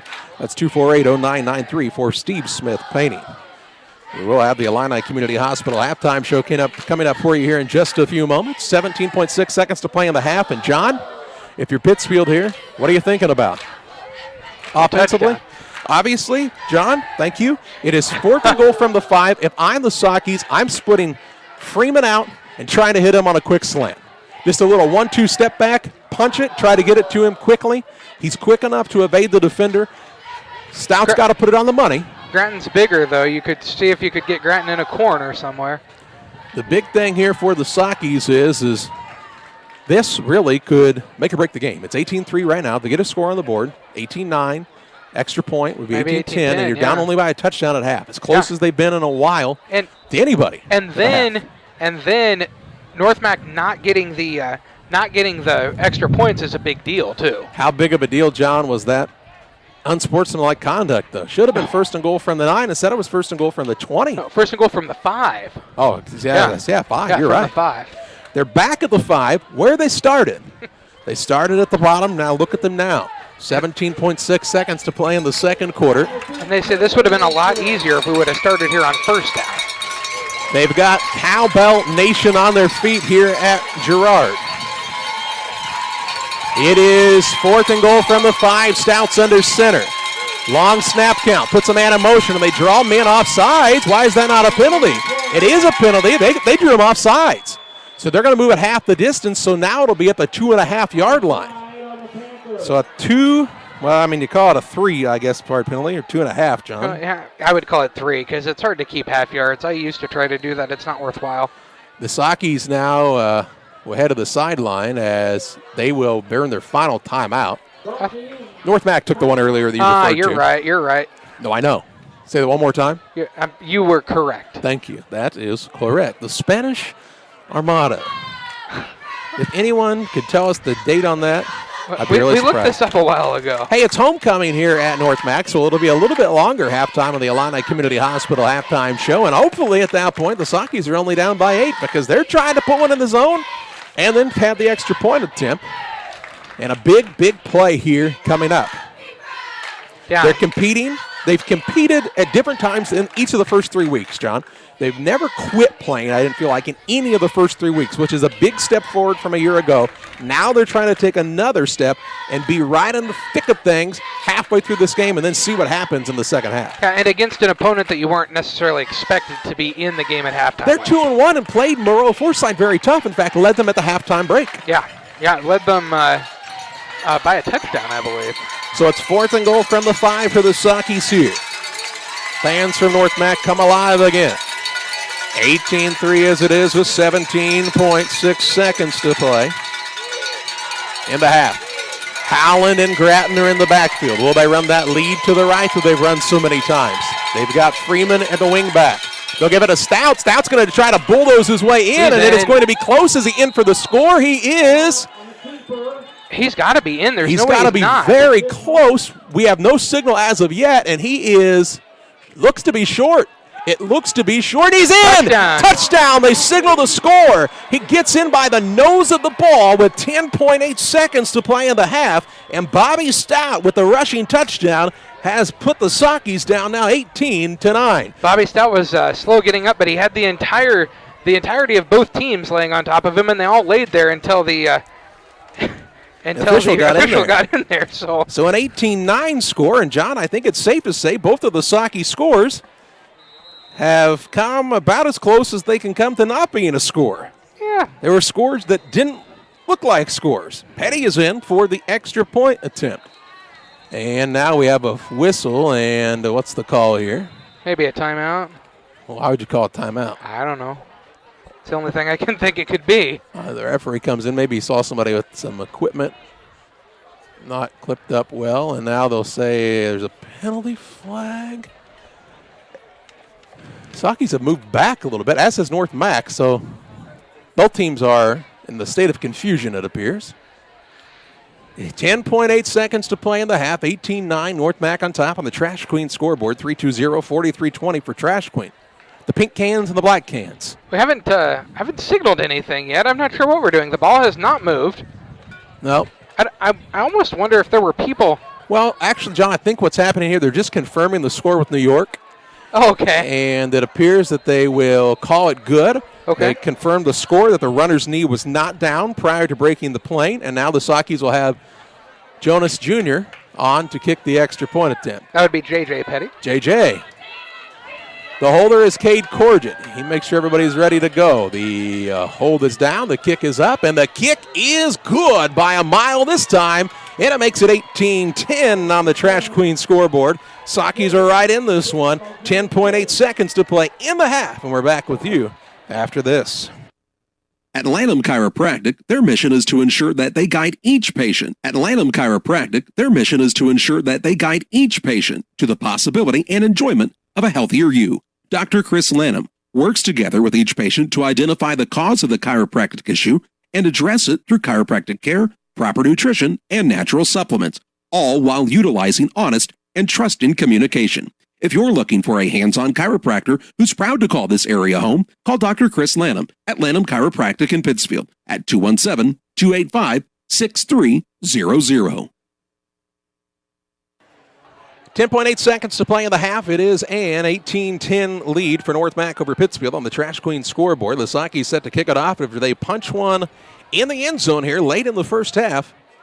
A drive that started at their own 32 at the 3:37 mark, and they took it down the field, and Bobby Stout took it in for the Sockies for his first varsity touchdown on the ground. Now J.J. Petty is on to kick off for the Sockies, who would expect a squib kick here. If he could get that ball to bounce like it did the last time, he could almost get it back. You want to keep it away from the sidelines. You do not want to give North Mac a chance to have no time come off the clock here. Very true. So J.J. has to keep it in bounds. He's at the right hash. Will kick from his 40-yard line. J.J.'s a sophomore. Just made the extra point. He also made a field goal earlier. Sockies need to cover this one well. Petty will put his foot into this one. It's a kick that's headed toward the sideline. It will stay in bounds. The man will pick it up, and he's still looking for running room. Sockies have it covered well. Have the man turned around, and this ball carrier is Cannon Kirk, and Kirk is still on his feet as he reverses field. Penalty flag in. He's going to actually run around until there's no time on the clock, so that penalty won't matter. And that's how we go to the half in the Illini Community Hospital halftime show, where the North Mac Panthers lead the Pittsfield Sockies by the score of 18-10. They'll talk about the penalty in a moment, but North Mac knows it's against them. Pittsfield knows it's against North Mac, and that means this flag will not matter, and we will head to halftime, where the North Mac Panthers hold the lead over the Sockies, but it's 18-10. And that means we've got a heck of a ball game still coming your way. We'll talk about halftime stats and more on the Illini Community Hospital halftime show after this. At Illini Community Hospital, our goal is to provide high-quality medical care close to the communities we call home. Our team of providers and nurses are here to help guide you every step of the way to your healthcare journey with the personalized style of medicine you've come to expect from Illini. Illini is proud to welcome Dr. Esfaldo Wesley, oncologist, to our oncology team. He joins Sherry White, nurse practitioner, providing high-quality oncology care right here at home. For more information, visit IlliniHospital.org. Illini Community Hospital, proudly improving the health of our communities. Together, we build. It's more than just a tagline at John Petty & Sons Custom Builders. It's our way of life. Our team is committed to building high-quality, custom-built commercial and residential facilities to fit the needs of your family or business. From design, new construction, renovation, and repairs, we have the expertise to turn your project into reality. Call us for a free quote at 217-248-6196. That's 248-6196. Or check us out on Facebook. John Petty & Sons Custom Builders. Together, we build. For delicious, authentic Italian pizza and pasta, it's Gianni's Pizza on the Square in Pittsfield. From delicious appetizers to a wide selection of specialty pizzas and pastas, Gianni's has something everyone will enjoy. Take advantage of the Gianni's Pizza Special, where you can order any extra large pizza and receive a free small one-topping pizza. For carryout or delivery, call 285-4002. That's 285-4002 for Gianni's Pizza on the Square in Pittsfield. Abney Home Improvement is a family-owned company with Christian values. We have a passion for helping our customers find the best products at a great price. We understand making a large purchase of windows and doors for your home is a big investment. Our mission is to be completely upfront with you. We have built our business on trust and reputation. We depend on our customers to refer us to friends and family for their home improvement needs. Call 573-221-0886. We finish what we start with quality for you. Abney Home Improvements, 100% satisfaction is what we build our business on. Welcome back on the Illini Community Hospital halftime show, and what a game we have going on right here. North Mac leads Pittsfield at the halftime break by the score of 18-10, and the Sockies have found themselves as competitive as they've been in a while against one of the better teams in the Sangamo Conference traditionally, in this North Mac squad here at the halftime break. Our halftime show is brought to you by Illini Community Hospital for more than 75 years. Illini Community Hospital has been serving the community with high-quality, personalized medical care. Learn more about their services by visiting IlliniHospital.org.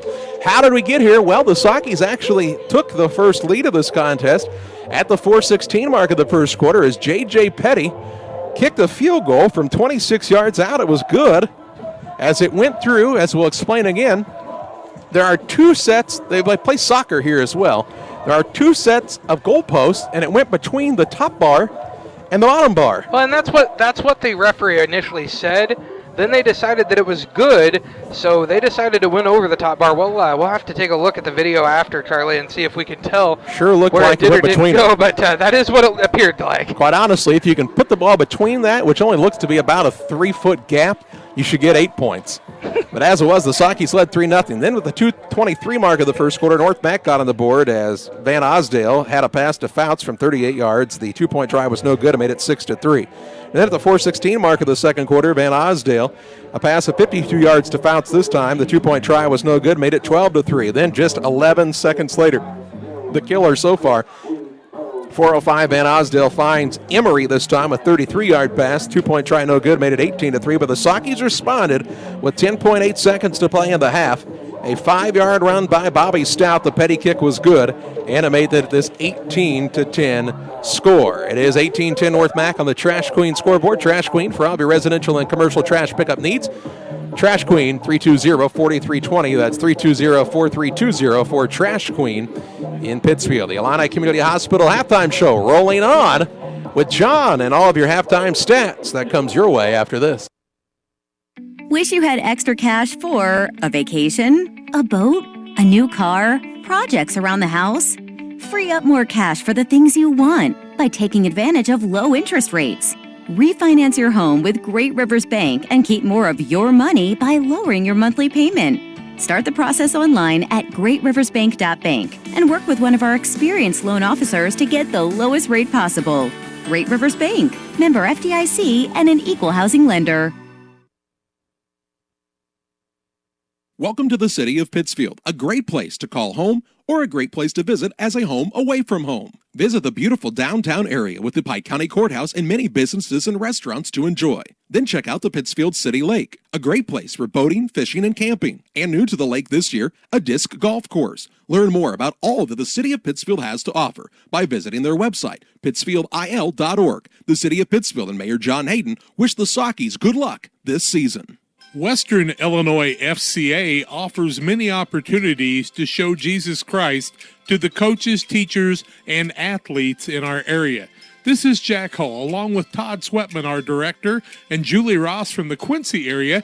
I am an area ambassador for Fellowship of Christian Athletes, and we would like to show you how you can start a small group huddle at your school on a weekly or bi-weekly basis. Just give us a call at 217-473-5151 or 217-370-2008, or go to Western ILFCA for more information. That's westernilfca.org for more information. Our next home team banquet will be on September 22nd at 4 o'clock in the afternoon on Sunday at Hamilton's Catering in Jacksonville. Go to westernilfca.org for more information. Isaac Bruce from the Rams will be our speaker. Join us for FCA of Western Illinois. Welcome back on the Illini Community Hospital halftime show. It is an 18-10 advantage for North Mac on top of Pittsfield. Homecoming night here at North Mac, so a little bit of a longer halftime, and the dance team is out performing their halftime number. I do believe the Wizard of Oz is the theme here for There's no place like homecoming, North it says, Mac. Charlie. Oh, catchy. And a pretty good football game going on out here, John. And tell us about those halftime stats. They are brought to you in part by, if I can get my sheet to quit blowing away, Pike County Express, your local family-owned newspaper serving Pike County since 1991. Check it out each Wednesday on a newsstand near you. First for the Pittsfield Sockies, they finished the first half with 9 first downs to 6 for North Mac. They were led in rushing by 89 yards from Gage Gretton on 10 rushes for 8.9 yards per carry. 5 yards on 6 carries for Bobby Stout, 13 yards on 5 carries for Wade Howland, 9 yards on 3 carries for Jacob Freeman, and 5 yards on 1 carry for Story. What is his first name? Charlie Colton Story. There we go. To total out to 121 rushing yards. Quarterback Bobby Stout is 2 of 3 passing for 67% for 17 yards. Both passes completed to Gage Gratton, 17 yards on 2 receptions. So 121 rushing yards, 17 passing yards, 138 total yards of offense for the Sockies in the first half. For the North Mac Panthers, they finished first half with 6 first downs. They were led in rushing by 21 yards on 3 carries for Mason Smith, 18 yards on 2 carries from Cade Smith, and then 5 yards on 1 carry by the quarterback, Jake Van Osdal, and then negative 6 yards for Will June, and negative 3 yards for Bryce Hiller in the first half. So 35 total rushing yards in the first half. Quarterback Van Osdal is 5 of 6 passing, 83% for 107 yards. Passes completed for 86 yards on 3 catches by Kyle Fouts and a couple of touchdowns there. 13 yards on 1 reception for Brandon Hipsher. 33 yards on 1 reception and a touchdown for Bryce Emery, and Mason Smith had 15 yards on 1 catch in the first half of play. So 35 rushing yards, 107 passing yards, 142 total yards of offense. North Mac has been called for 3 penalties for 23 yards. Sockies have been called for 4 penalties for 30 yards. Very John? even in the stats, just like in the game. Well, I will tell you right now, John, the Sockies' best defense has been their offense at times tonight. They have moved the ball really well on the ground, and finally there at the end of the half, it felt like, finally you've run into that brick wall enough times. They finally broke through, even though they got pushed back with some adversity in that unsportsmanlike conduct call that set them up first and goal from the 20 instead of the 5. Yeah, it should have been first and goal from the 5, but had just been an unsportsmanlike conduct the play before on the quarterback getting tackled into the fence out of bounds, and one of the tackles took some offense to that, and he may have reacted a little more aggressively than he should have, and got a penalty called against him down at the far end, but Sockies were able to punch it in on the run at the end there by quarterback Bobby Stout. Well, John, a development here at halftime at Girard. I've just been handed a note that said this halftime performance by the Girard and Verdon dance team known as North Mac has now set the Guinness Book of World Records record for longest continuous halftime dance at a homecoming celebration in Macoupin County. So congratulations to the dance team on that accomplishment here tonight. Glad at least you're with on us. this field tonight. That's right. Glad you're with us here on the Illini Community Hospital Halftime Show. We'll roll on with a look at some scores from around the area and state of Illinois. Here it's an 18-10 lead for North Mac over Pittsfield. Back after this.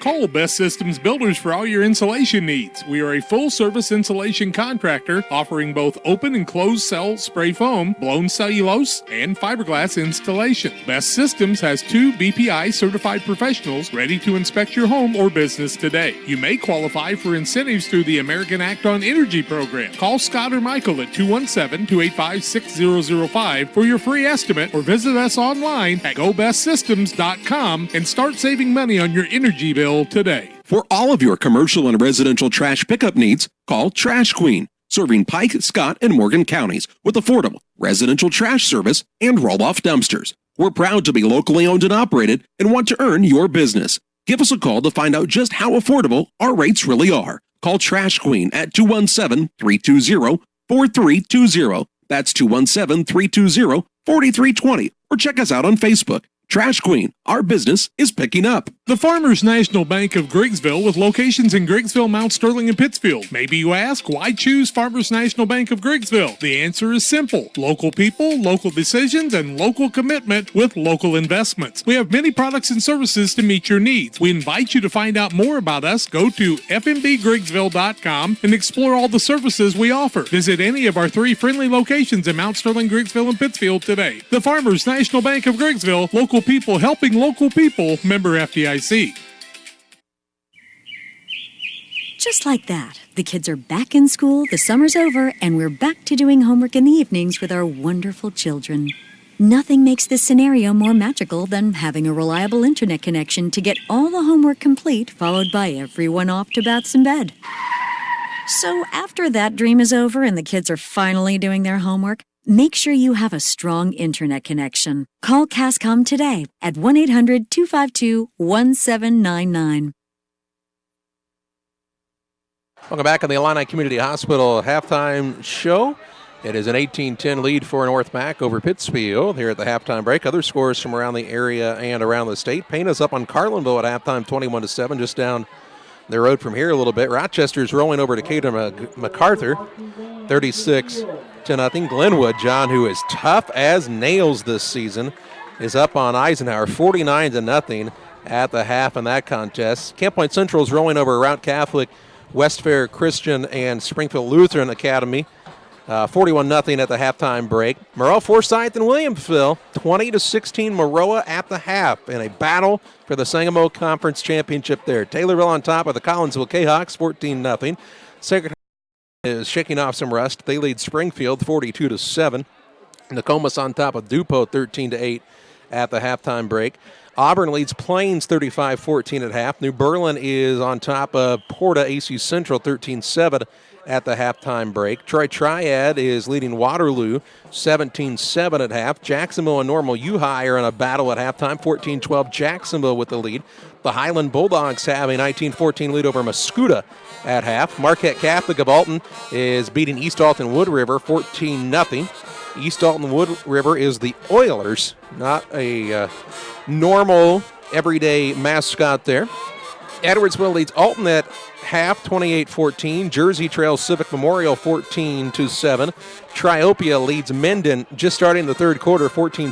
Triopia with the advantage in that contest. So lots of scores going on around this part of the state and around Illinois tonight on a humid night for high school football here at Girard, but it's been a great game so far, John. The Sockies got up 3-0, then gave up 18 straight points, but I don't think we can overemphasize the fact that they responded so well on that last drive, and with just 3:37, they took the ball from their own 32 all the way to pay dirt, milked the clock, scored just like they wanted to, covered the kickoff well. I mean, the first half could not have ended better in that series for the Sockies. Yeah, they did exactly what they needed to do, because if you don't score there, you go in down, essentially 2 scores, primarily because North Mac missed their extra points. But now you're just down a single touchdown and a 2-point conversion, as you're down 18-10, as North Mac has not made a 2-point conversion so far and has not attempted to kick, which is interesting to me. Charlie, you typically see a kick from a school that has soccer. Well, yeah, I usually do see somebody, and maybe the soccer team could be playing tonight, I guess, somewhere. Maybe the kicker is on the soccer team, or maybe they just don't kick. As it is, their inability to put the extra points on the board has allowed this to stay just a one-score game. Now, North Mac will get the ball to start the second half, and the Saukey defense is going to have to. They've gotten North Mac in some third and long situations, and they give up big plays, and they've got to make sure they cover the pass better here in the second half. And that's been true. That's been true for a while, Charlie. But I feel like they're doing a better job. I mean, on the long pass play touchdown, the man was there to make the play. He just couldn't quite get his hand out there to tip it away. You know, they're getting closer. They just got to now get it done, and that's going to be the difference now. You know, you want to be close. You want to be close. You want to be close. You're being competitive, which was a good goal to start out. But now you want to win some games and get some excitement going. Well, I mean, let's put it like this, John, and nothing is a for sure, of course, in high school football. But let's say the Sockies are somehow able to come out on top at the end of this one. And there's still a big second half, and North Mac still has the lead, by the way. I don't want to diminish the fact that they are leading in this contest. But let's say Pittsfield could figure out a way to get out of this one with a victory. Still on their schedule, Williamsville, tough as nails. Probably going to win the conference unless Moreau beats them tonight. Athens, very, very good program. But they also still have New Berlin, who's down a little bit from where they have been, Porta, who's down from where they were a year ago, and then Plains, who's down quite a bit. In fact, was in a shootout last week with Riverton in a game that I do believe was like 65-54. So it seems like those three teams in particular are teams the Sockies could compete with, and then it would come down to playoff points. We don't want to get too far ahead. We still have to get through the second half of this game. But the Sockies, I think we've seen each week, have taken really nice progressive steps forward. They have, Charlie, and it's been good to see them getting some more people that want to come out. I wish that they would have come out at the beginning of their high school career instead of wanting to come out now before it's too late. But it's good to see that, because that means you've got some excitement. You've got some people that are wanting to to do something, wanting to play, and wanting to be a part of the team, and that's great to see. It is definitely good to see that, and there's some excitement, and you're trying to continue to see that improvement. And the next step for improvement, John, is getting a win in a game like this. And for the Sockies, 0-9 2 years ago, 1-8 last year, trying to win multiple games for the first time in a couple of seasons. When's the last time Pittsfield had a winning record? 2011 was the last time I do believe the Sockies had a winning record in football. And since then, it's really been a struggle on the gridiron. And, the thing about it is, in the Sangamo Conference, a lot of these schools only know the Sockies as that weak sister. But this is a very strong, traditionally competitive program that has over 520 wins in their history. They're in the top 30 teams all time in wins in Illinois high school sports history. So this is not a town or a program that's new to football. They are very, very used to winning. It's been a while, but you're starting to get the feel that things may be coming around again to the good guys on Socky country. So a lot to do still in the second half, and we need to take a break here. We're hearing from some of our sponsors as we pause for a timeout on the Illini Community Hospital halftime show. It's an 18-10 advantage for North Mac over Pittsfield. We're back with you after this. Just because your kids are back to school doesn't mean you have to sacrifice your fitness routine. Illini Fitness is now open 24 hours a day, 7 days a week.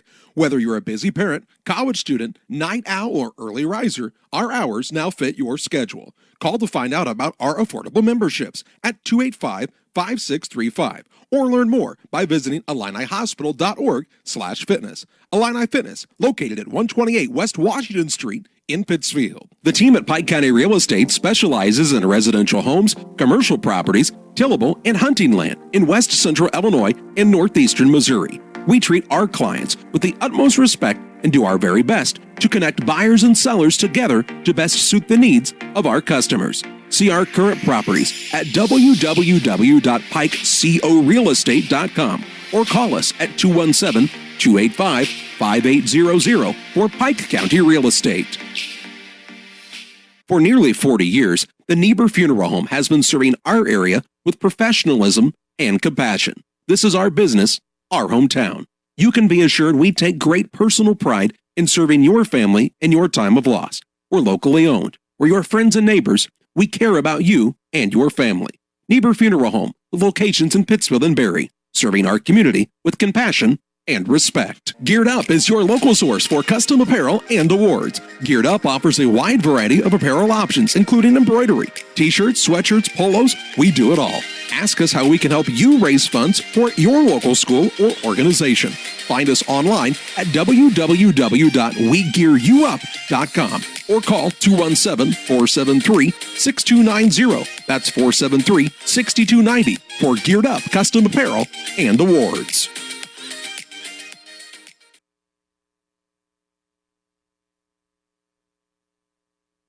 Well, John, in the Illini Community Hospital halftime show, it is an 18-10 advantage for North Mac over Pittsfield. North Mac will receive to start this second half of play in just a few moments. Both teams are out on the field, getting warmed back up and are ready to go for this one. And, hey, exciting to be in a game at halftime. Most definitely, Charlie. It's exciting to be in a game. Like we talked about before the break, the Sockies have taken incremental improvements each week. I feel like, coming out and being able to move the football against everyone has been a key, because that wasn't true the last couple of years necessarily. There were some games where, it was touch and go whether they were going to have positive yardage in a game, and that's not been true at all this year. But now you got to try to take that next step and see if you can figure out a way to win a game like this. Central Illinois Sports, the only place you can watch each and every game of the Sockies 2019 football campaign, is right here on Central Illinois Sports. We invite you to subscribe to the YouTube channel, like us on Facebook, follow us on Twitter, and keep up with everything going on in this part of the state. Illini Express is here to serve you with walk-in medical care when you need it. Open 7 a.m. to 7 p.m. every Monday through Saturday. Illini Express sees patients ages 18 months and older with no appointments necessary. Learn more about their services by visiting IlliniHospital.org.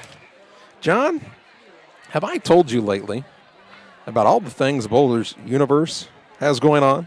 They do have a lot going on, Charlie. We've been out there a few times to sample some of those things. We watched the Blues win the Stanley Cup at Bowlers University, and I'll never forget that. I'll also never forget that on October 4th, Isaiah Christian and the Rebel Saints are going to be playing from 8 to midnight. Bowlers University is proud to support our local football teams and provide a fun atmosphere for high schoolers to go after football games. $2 bowling for high schoolers on Friday night home games.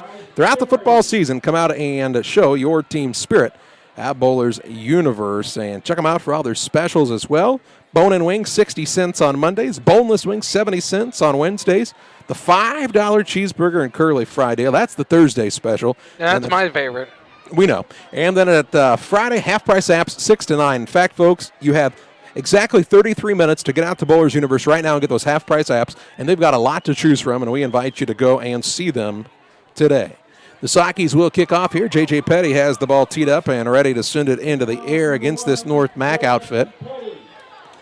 We see back deep Will June, along with Smith, I do believe. It's Mason Smith. Petty will put his foot into this one. It is a low-line drive kick going to be taken by one of the up men. This appears to be Cannon Kirk. Kirk still on his feet, has a head of steam. He's tripped up, but a penalty flag flies near the sideline, and I think we're going to see a sideline warning possibly here against North Mac. He took it all the way out to the 46-yard line. They're going to call it a sideline warning against North Mac. You don't... Okay, they are going to warn them. You don't technically have to give a warning. They usually do. Most everyone does. So at their own 46 at the 11:54 mark of this third quarter, 1st and 10 for North Mac. Jake Van Osdale, the 6'3", 175-pound senior, will be in the quarterback spot for this squad from North Mac. They lead the Sockies 18-10.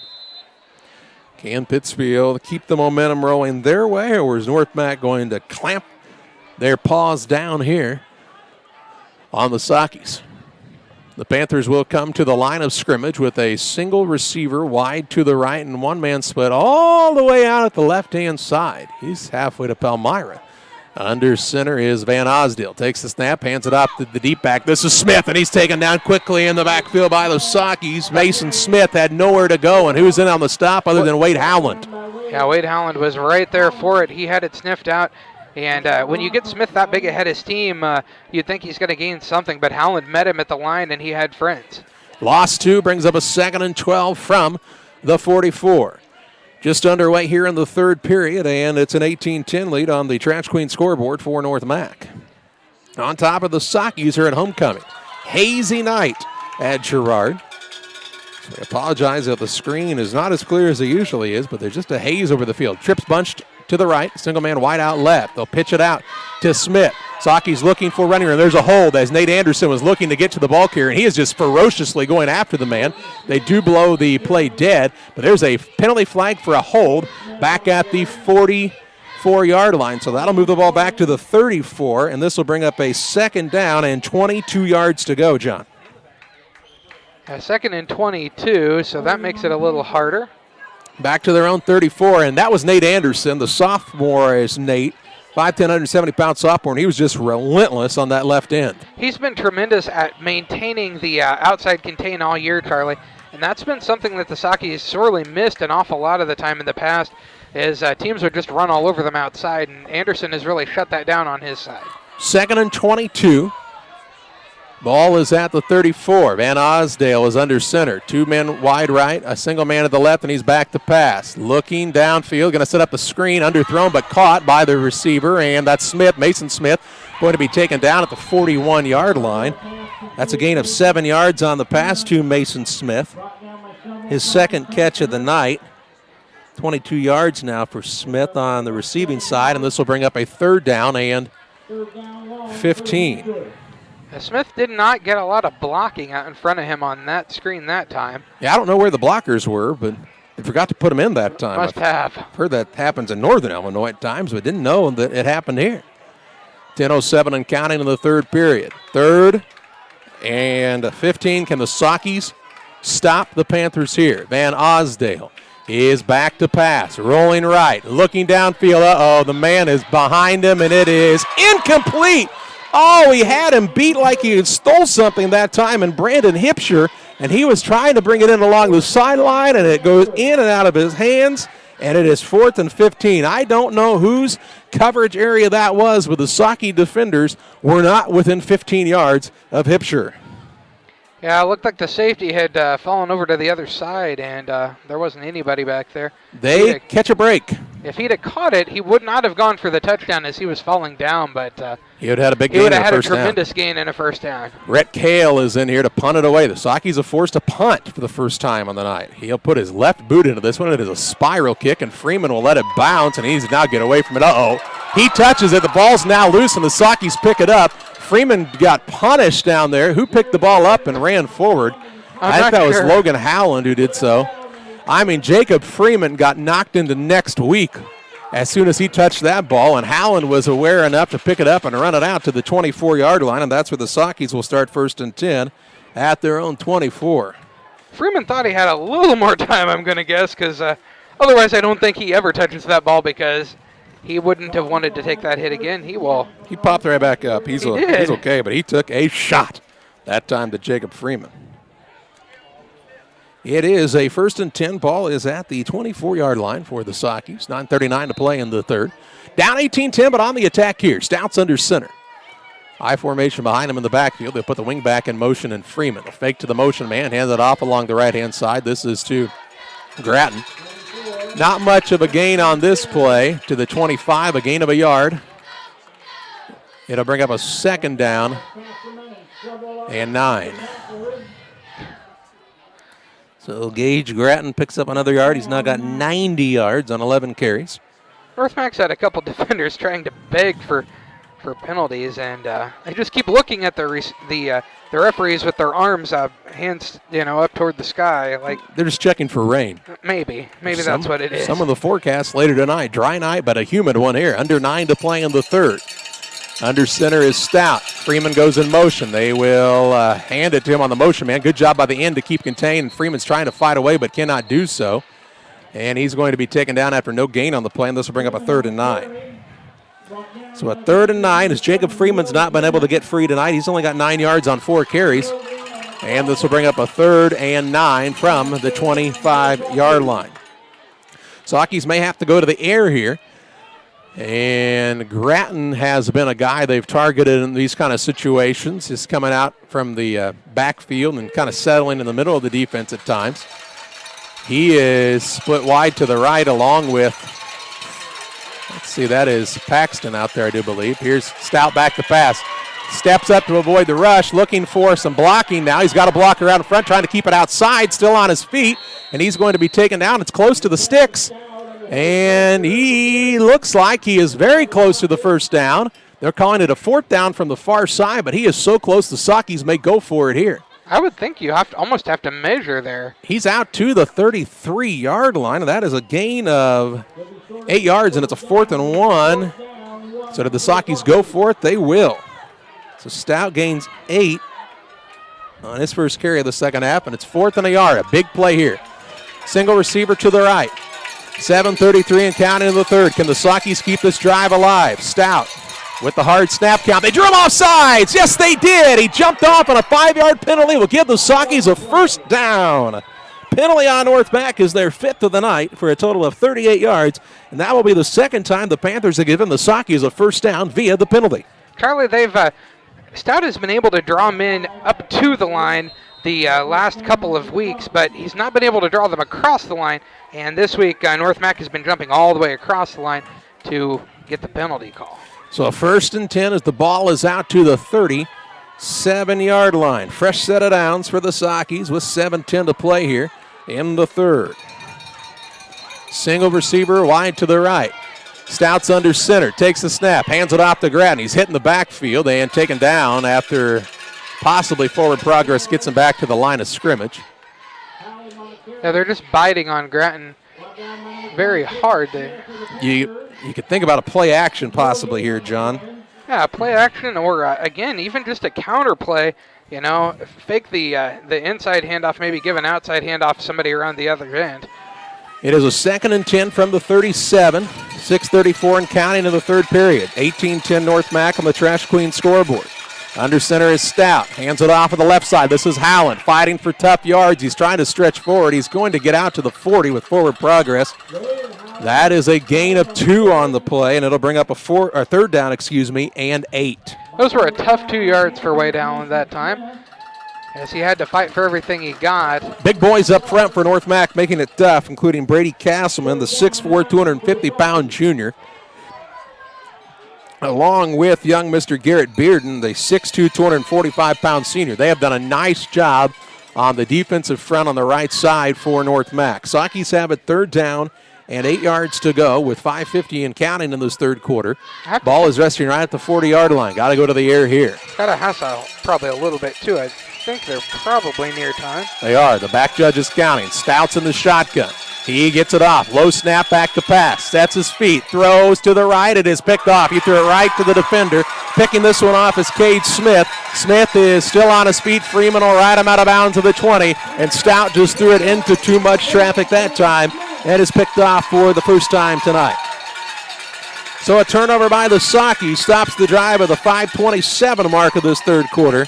And North Mac with tremendous field condition all the way down to the 20-yard line.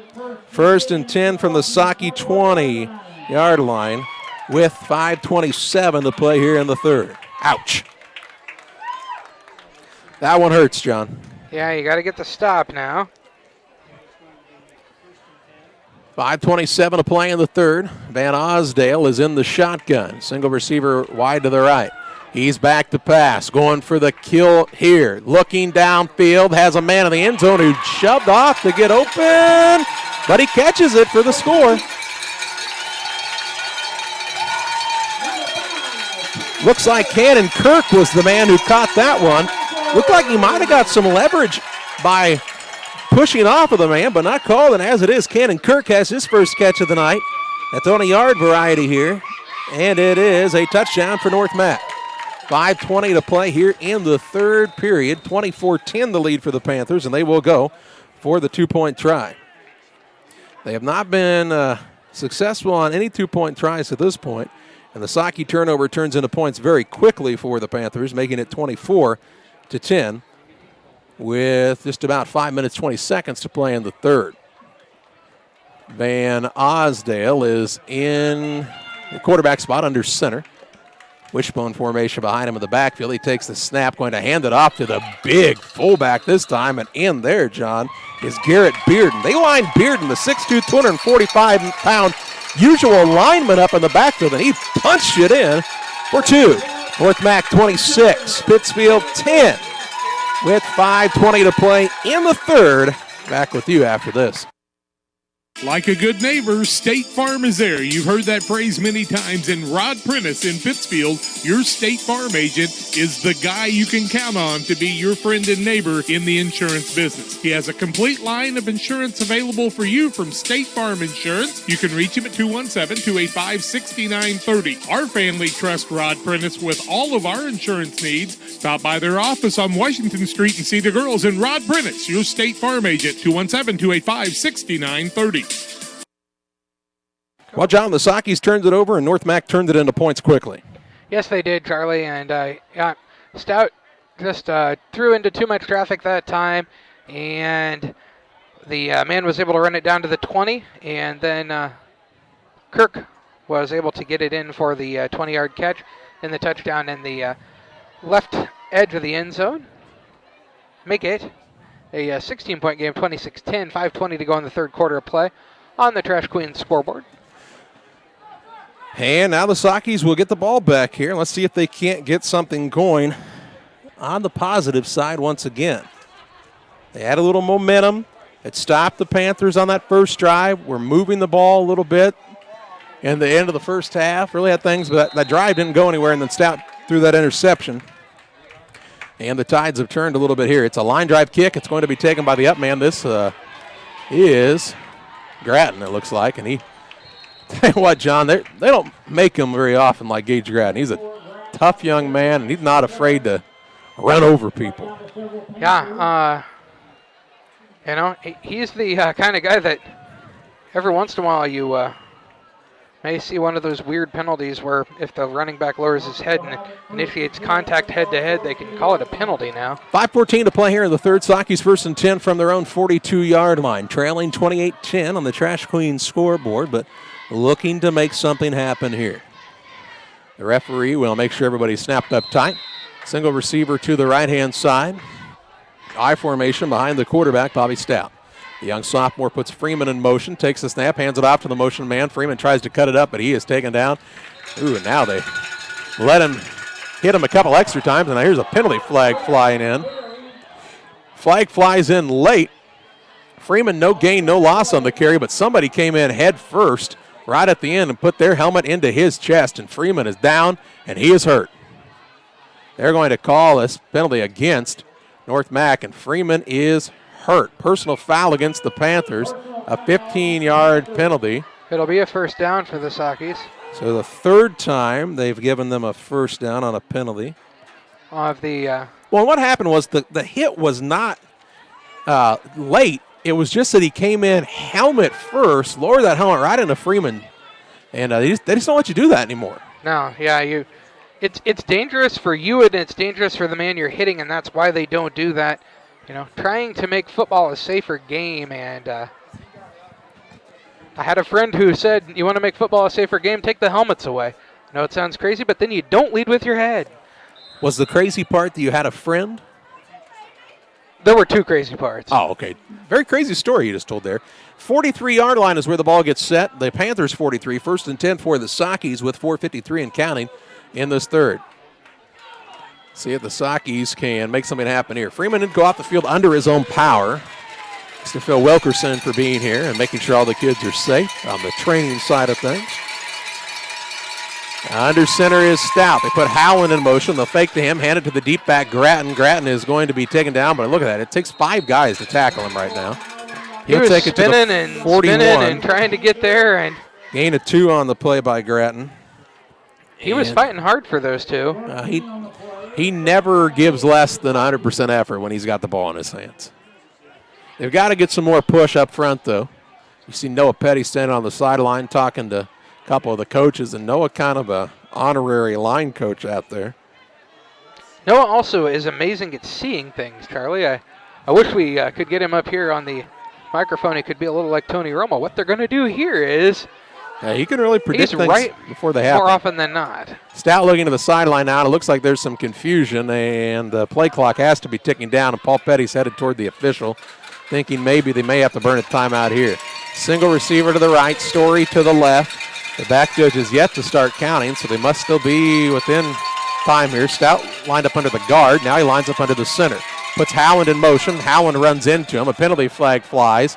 And I don't know what they call that play, but maybe throw that one out of the playbook. Don't run that one again. Down to the 41-yard line. I'm not sure what the flag is going to be here. Or 40-yard line, I should say. A gain of a yard. The flag is on this sideline. Yeah. And the official says somebody lined up off sides is what it looks like, possibly. Or are they just talking to the coach here to see what he wants to do? Yeah, I'm not sure. Well, the Sockies had all kinds of confusion, and so you would not be surprised to see a false start penalty. But the question is, do you take the penalty? Yep, they're going to move him back. False start against the Sockies. It is a 5-yard penalty. Their 5th penalty, 35 total yards of penalties tonight for Pittsfield. So that will move the ball back to the 40. Where are we going, fellas? It's got to be about the 46. He says, yeah. 46. It's only 5 yards. Normally you walk them off, but hey, let's just take the hashes. It'll be fine. So 2nd down and 13 from the 46. May have to go to the air here if you're the Sockies and take your chances with putting it in the air. Stout's under center, puts a man in motion. He is too many men in motion. Stout's back to pass. Now he's going to run. He's going to take a big hit. Going to get back to the original line of scrimmage for a gain of about 4. And now Stout is a little slow to get up. But the Sockies had the end, who never came set on this side, and the running back was in motion at the same time. Yeah, the end wasn't sure of the play. Bobby Stout had to explain it to him. They'll turn the penalty down. So a 4-yard gain by Stout. So it'll be 3rd and about 10. Yeah, it's going to be about 3rd and 9. And now timeout here by the Sockies. We will take this opportunity to break as well. 2:57 to play in the third. It's a 26-10 lead, I should say, for North Mac, we're back with you after this timeout. At Lanham Chiropractic, their mission is to ensure that they guide each patient to the possibility and enjoyment of a healthier you. Dr. Chris Lanham works together with each patient to identify the cause of the chiropractic issue and address it through chiropractic care, proper nutrition, and natural supplements, all while utilizing honest and trusting communication. If you're looking for a hands-on chiropractor who's proud to call this area home, call Dr. Chris Lanham at Lanham Chiropractic in Pittsfield at 217-285-6300.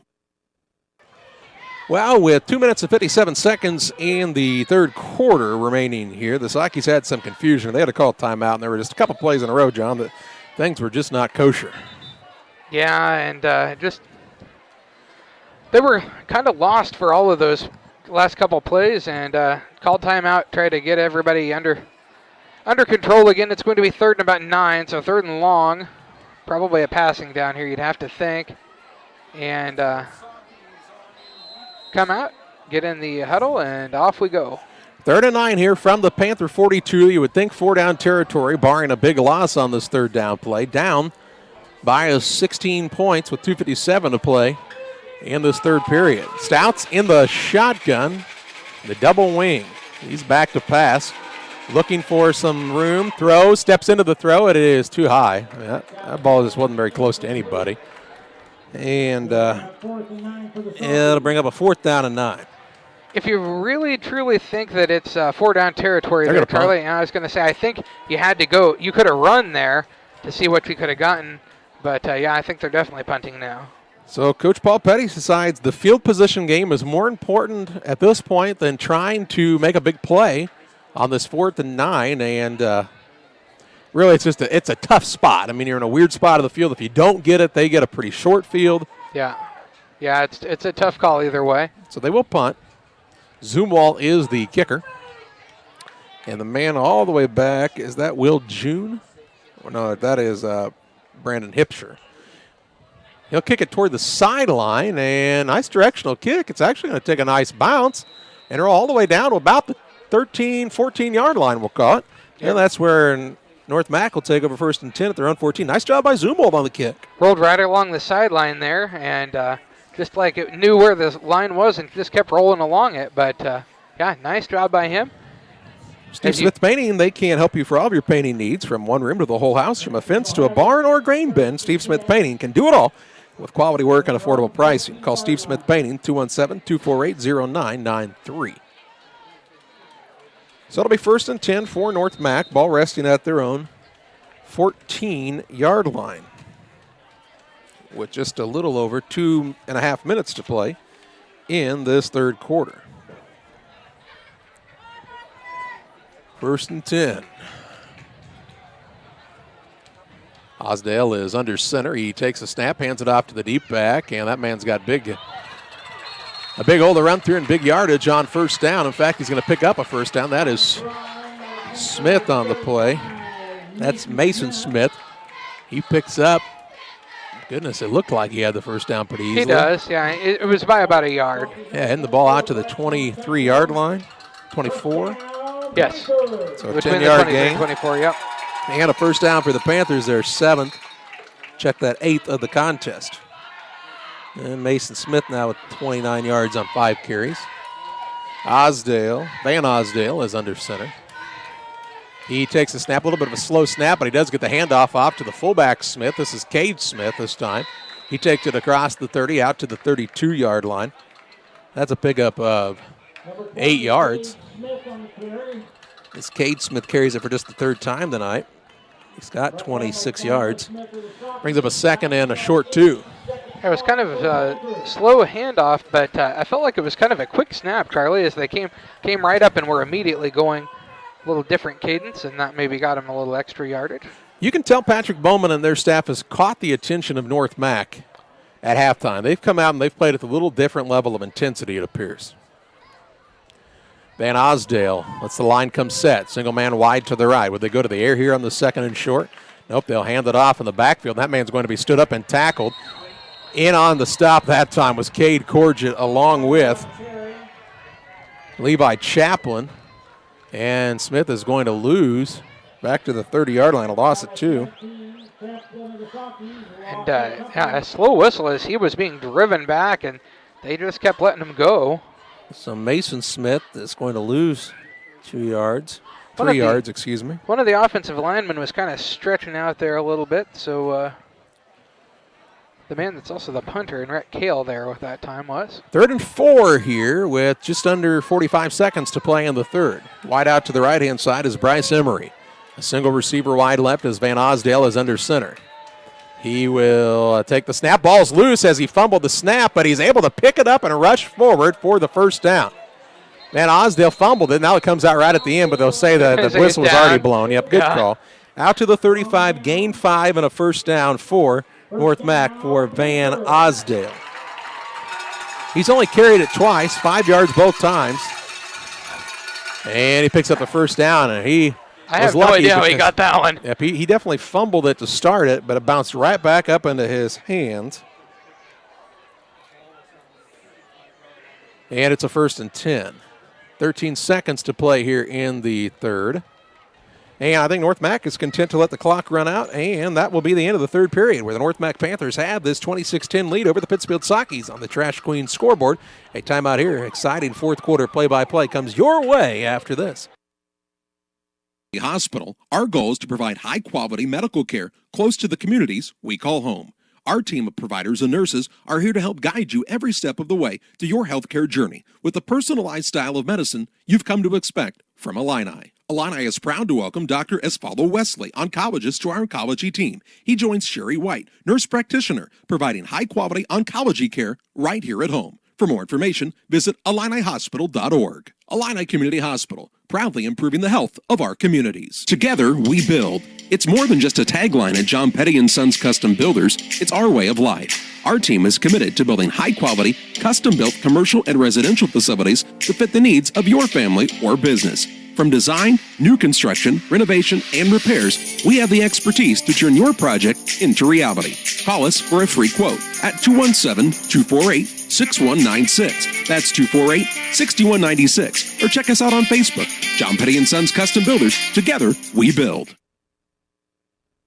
Well, we're ready to start the fourth and final quarter of play, and North Mac has this 26-10 lead over the Pittsfield Sockies as we welcome you back on Central Illinois Sports. It'll be a 1st and 10 for North Mac from their 35-yard line as they picked up the first down to end that third quarter. It was an 18-10 halftime score. The Panthers scored the only points of the second quarter, or check that third quarter, and they lead here 26-10. And see what they want to go with on this first down play. Van Osdale is directing some traffic out there. He's going to move a man now, and Brandon Hipsher to the right side of things. Man wide right, single man to the left as well, I formation. Van Osdale takes the snap, going to pitch it outside. Ball carrier this time is Bryce Hiller, and Hiller is going to try to cut it up, and he's going to be taken down. Nice solo tackle by Nate Anderson, it appears. Anderson with a good tackle, only a 2-yard gain by Hiller. It'll bring up a 2nd down and 8. Anderson just does such a nice job of keeping that contained as the end man on that side, Charlie. You forget sometimes that Nate Anderson's just a sophomore, too. Yeah. This overall, you see a lot of younger guys out there for the Sockies at time. Oh, the quarterback's a sophomore. Skylar Smith plays both ways. He's a sophomore. Cade Corgett's only a junior. Smith is a junior now, I should say. Corgett's a junior now, I do believe.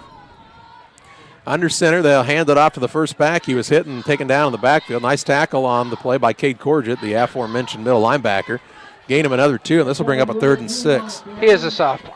Will June with a 2-yard gain. He's at negative 4 yards on 2 carries now. 3rd down and 6 yards to go. But just underway here in the final quarter of play. They're getting good contribution from their seniors too, though, Charlie. So Wade Howland has been a key man on the defensive side in particular, and running the fullback position a lot. 3rd and 6 here from just inside the 40-yard line for North Mac on their own side of the field here. And can the Saukey defense get a stop to start this fourth quarter? A receiver wide out to the left-hand side is Kyle Fouts. Single man to the right, and Van Osdale will be under center. He takes the snap, going to fake the handoff, going to roll left. He has a man, and he overthrows him. The ball was tipped around and in and out of the hands of the intended man, Brandon Hipsher. Incompletion will stop the clock, and I would think North Mac would want to punt. Yeah, I would certainly think so, where the ball is. It's 4th down. Clock stops with 10:20 to play. Especially with them leading. Yeah. I would think you definitely punt here. The field position's more important than the chance. They will bring the left-footed kicker in Rhett Kale on the field. And again, Kale was kind of stretching out his legs on the last couple plays that he played in on offense, so see if that affects him at all. Pretty good size, young man, and he's really done a nice job on the kicking side for North Mac here tonight. Gets a good snap, gets some time, puts his foot into this one, and look at that kick. Freeman will catch it in the air, looks for a block. He turns it upfield. Don't block him in the back, and they didn't. Freeman will take it up across the 25 to the 26-yard line, and that's where the Sockies will start 1st and 10 at their own 26 with 10:08 to play. One of our sponsors of tonight's broadcast is Damon Emmerich at Great Rivers Bank, here to help you with your auto, residential, and commercial loan needs. Call Damon, 217-285-4404. It's 285-4404. 1st and 10 for the Sockies from their own 26-yard line. Down 2 scores with 10:08 to play. 2 scores with 2 extra points, though. 16, so. Yep, 2 two-pointers, That's right. But 2 scores, John. Definitely, yeah. Still 2 scores. I mean, that's key. 1st and 10 here. Can they get something going on the offensive side? It's been a little bit of a struggle in the second half. Stout is under center. He is going to hand it off to the second back. This is Grattan, has a good gain left side. 1st down and more. Down the far sideline, 50, 45, 40. Cuts back, hurdles a man. Still on his feet all the way down to the 30-yard line. Gage Grattan with the big run. 44 yards and a Socky 1st down, and Grattan is over the century mark yet again. I believe that's the 3rd game in a row, Charlie. I think. Could be wrong. He's up to 136 yards, and he can run the rock. And this Socky junior, 9:47 and counting in the 4th quarter. They've set the Sockies up 1st and 10 at their opponent's 30-yard line now. They will hand it off on the right side. This is the fullback, Wade Howland. Howland will be tripped up and taken down after a gain down at the 26. That's a gain of 4 on the play by Wade Howland.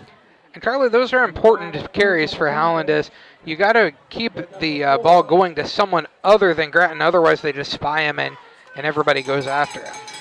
Down to the 26, quickly. The Sockies come back to the line. Ladner wide left. Under center, Stout calls the line set. The line trying to keep the momentum moving forward. They hand it off to Story, and Story is hit and taken down at the line. No gain, no loss. That time the man on the right side, Ian Gunder, got driven backwards into the backfield. He's a little slow to get up. He was part of the pile that time, and he says, hey, I'm not used to this on the offensive side. I didn't really like that. 3rd down and 6 here with 8:40 and counting in this 4th quarter at the 26-yard line of the Sockies of the Panthers. And they are trying to get a fresh set of downs on this play. Definitely 4-down territory. Down 2 touchdowns and 2 two-point tries, and now they break the huddle, and they'll bring Anderson on the field late. He's split wide to the right. You don't see him play much on the offensive side, but he's out there right now. They'll put a man in motion in Grattan. They'll pitch it out to him, and they, go backwards. Back to the original line, and back to the 30, a loss of 4. They tried to get a little too cute that time to the Sockies, and Grattan will be taken down for a 4-yard loss, and they'll bring up a 4th and 10. Yeah, the right tackle really got driven backward that time, and his man was able to shed him at the last moment and be in on that tackle. Sockies have already used 1 timeout. Would this be a big enough situation to want a timeout here? It doesn't appear so, as Aaron Presley will just shout the play to Bobby Stout from the sideline. 4th and 10, 7:40, and the clock ticking down here in this final quarter of play. 26-10 the lead for North Mac on the Trash Queen scoreboard. 2 receivers wide to either side. Stout is back to pass. He's got a little time. Now he steps up into the pocket, looking for some running room. Scrambles to the left and is going to be out of bounds. Out of bounds after a 5-yard gain, and that'll be a turnover on downs. So a 5-yard gain needed 10, and a turnover on downs here for the Sockies. He just didn't have any room there along the sideline to go anywhere, and North Mac will take over 1st and 10 at their own 25-yard line with 7:22 to play in this contest. So the big gain by Grattan was the highlight of that drive, but it stalls out short of another first down. 7:22 to play, 26-10 the lead for North Mac. And the Panthers have the football, trying to play a little ball control offense now. Keep that clock moving and move to what would be their third victory of the season. They've still got some tough matchups left. They played Moreau, have not played Williamsville yet, have not played Auburn yet. Van Osdale is in the shotgun. He's back to pass, looking for room, throws it downfield, throws it up for grabs, and it is going to be incomplete. That ball was primed for picking that time. And the Sockies had Cody Walson with his hands on it, but could not bring it in. Falls to the grass, and it's incomplete, 2nd and 10. Yeah, that ball was thrown into about triple coverage with maybe one receiver there. Stops the clock with 7:16 to play, and what do I know? I would have assumed North Mac would have wanted to keep the clock rolling there. Well, they tried to go for the kill shot. Yeah, especially with their running backs really starting to gain some, too. 2 receivers out wide left. They'll have... Now you're committed to throwing, I think. No, I think they'll run in here. And Osdale will hand it off to the deep back. Ball carrier still on his feet, breaking tackles. Now the Sockies come up and finish him off as Logan Howland comes in to make the final tackle. Hiller is the ball carrier. He will take it to the 30-yard line, a gain of 5, and it'll bring up a 3rd down and 5. Bryce Hiller is in positive territory now off his 3rd carry of the night. 3rd and 5 with 6:52 left in the contest. Trash Queen offering affordable residential trash service and a roll-off dumpsters to Pike, Scott, Morgan, and the surrounding area. Call to learn more at 217-320-4320. That's 320-4320. Single man wide out to the right-hand side at the far hash. Man split wide left. Under center is Van Osdale. Hands it off to the deep back, spins away. This is Hiller again. He'll be taken down short of the 35 to the 34. So that's a gain of 4, brings up a 4th and 1, and now a decision here to be made for North Mac. Do you go for it? I think you try to draw them off sides, and then you punt if you don't. A lot of standing around, and they're saying the boys want to go for it. Of course they want to go for it. He said, Coach, I can get it. It's 4th and a yard. The box said first, and it was wishful thinking. The box says, maybe I can trick him into this one. It's 1st and 1. 5:55 and counting in this one, and I think North Mac is going to let the clock run down and then call a timeout and then see what they want to go with here. So they'll wait for the back judge to start counting. He has, and now... You don't do that to punt. Not very often. You don't let the clock run down to punt it away, so you would expect them to go for it after this timeout. 5:41 to play, 26-10, the lead for the Panthers. And we're back with you after this on Central Illinois Sports. For delicious authentic Italian pizza and pasta, it's Gianni's Pizza on the Square in Pittsfield. Delicious appetizers to a wide selection of specialty pizzas at 285-4002. That's 285-4002 for Gianni's Pizza on the Square in Pittsfield. Here in the 4th quarter, it's 5:41 to play. 26-10 the lead for the North Mac Panthers on top of the Pittsfield Sockies in the Sangamo Conference action. North Mac has it 4th and a yard to go from their own 34-yard line. I fully expect them to go on a hard count first and then... Or do you go on a silent count? Van Osdale's a big young man. You know, if he keeps it to the quarterback sneak, he doesn't have to sneak very far to pick up the first down. He's got to get the clean snap, though. The Sockies are all bunched up in the middle thinking they're going to try to run it, and they draw them off sides. And it giveth, and it takes it away, John. The Sockies have had it work their way a couple of times tonight, and this time it goes against them. That'll be a first down for the Panthers, their 10th of the contest, and the ball moves out to the 39-yard line. And they're up to the line quickly again. Yes, Got to they wait are. for the chains to get set. They're ready to go, fresh set of downs, 5:41 to play. Chains are still not set. Van Osdale is under center. Takes the snaps, going to hand it off to the deep back. Smith is the ball carrier. Swim move over a man, and then he's taken down. Nice open field tackle that time by Skylar Smith. Out to the 44-yard line. A gain of 5 on the play. Brings up a 2nd down and 5. Mason Smith has 31 yards now on 7 carries. Really, Not outstanding offensive numbers for North Mac, but they've had a short field a couple of times. And they've scored on big plays. Yes, they have. 5 minutes, 10 seconds left in this contest. And North Mac, a couple of more first downs, can milk the clock away in this one. 26-10. Sockies need to strip the ball here. Under center is Van Osdale, the quarterback. The tall, lanky right-hander takes the snap, hands it off, and the ball carrier is dragging the man with him. Cade Corgett got a hold of him and then hung on for dear life as Cade Smith was the ball carrier. He'll take it to the 45-yard line. That is a pickup of 14 yards on the play. Check that, 11 yards on the play for Cade Smith. And another first down for the Panthers, their 11th of the night. To the Socky 45. Yeah, the hit was right where it needed to be in the hole, but he had an awful lot of momentum going that time, didn't he? That he did. 4:28 and counting. Van Osdale is under center again with a first down and looking for the sideline here. Now he gets under center, takes the snap. He'll hand it off to the second back. This is Hiller again. Hiller's trying to get the corner, and he's got it. Now they're dragging him down from behind, and he's finally taken out of bounds at about the 39-yard line. Sockies were trying to hold him up inbounds to try to strip the ball away, but ended up pushing him out. Gain of 6 on the play for Bryce Hiller. It brings up a second down and 4 for North Mac.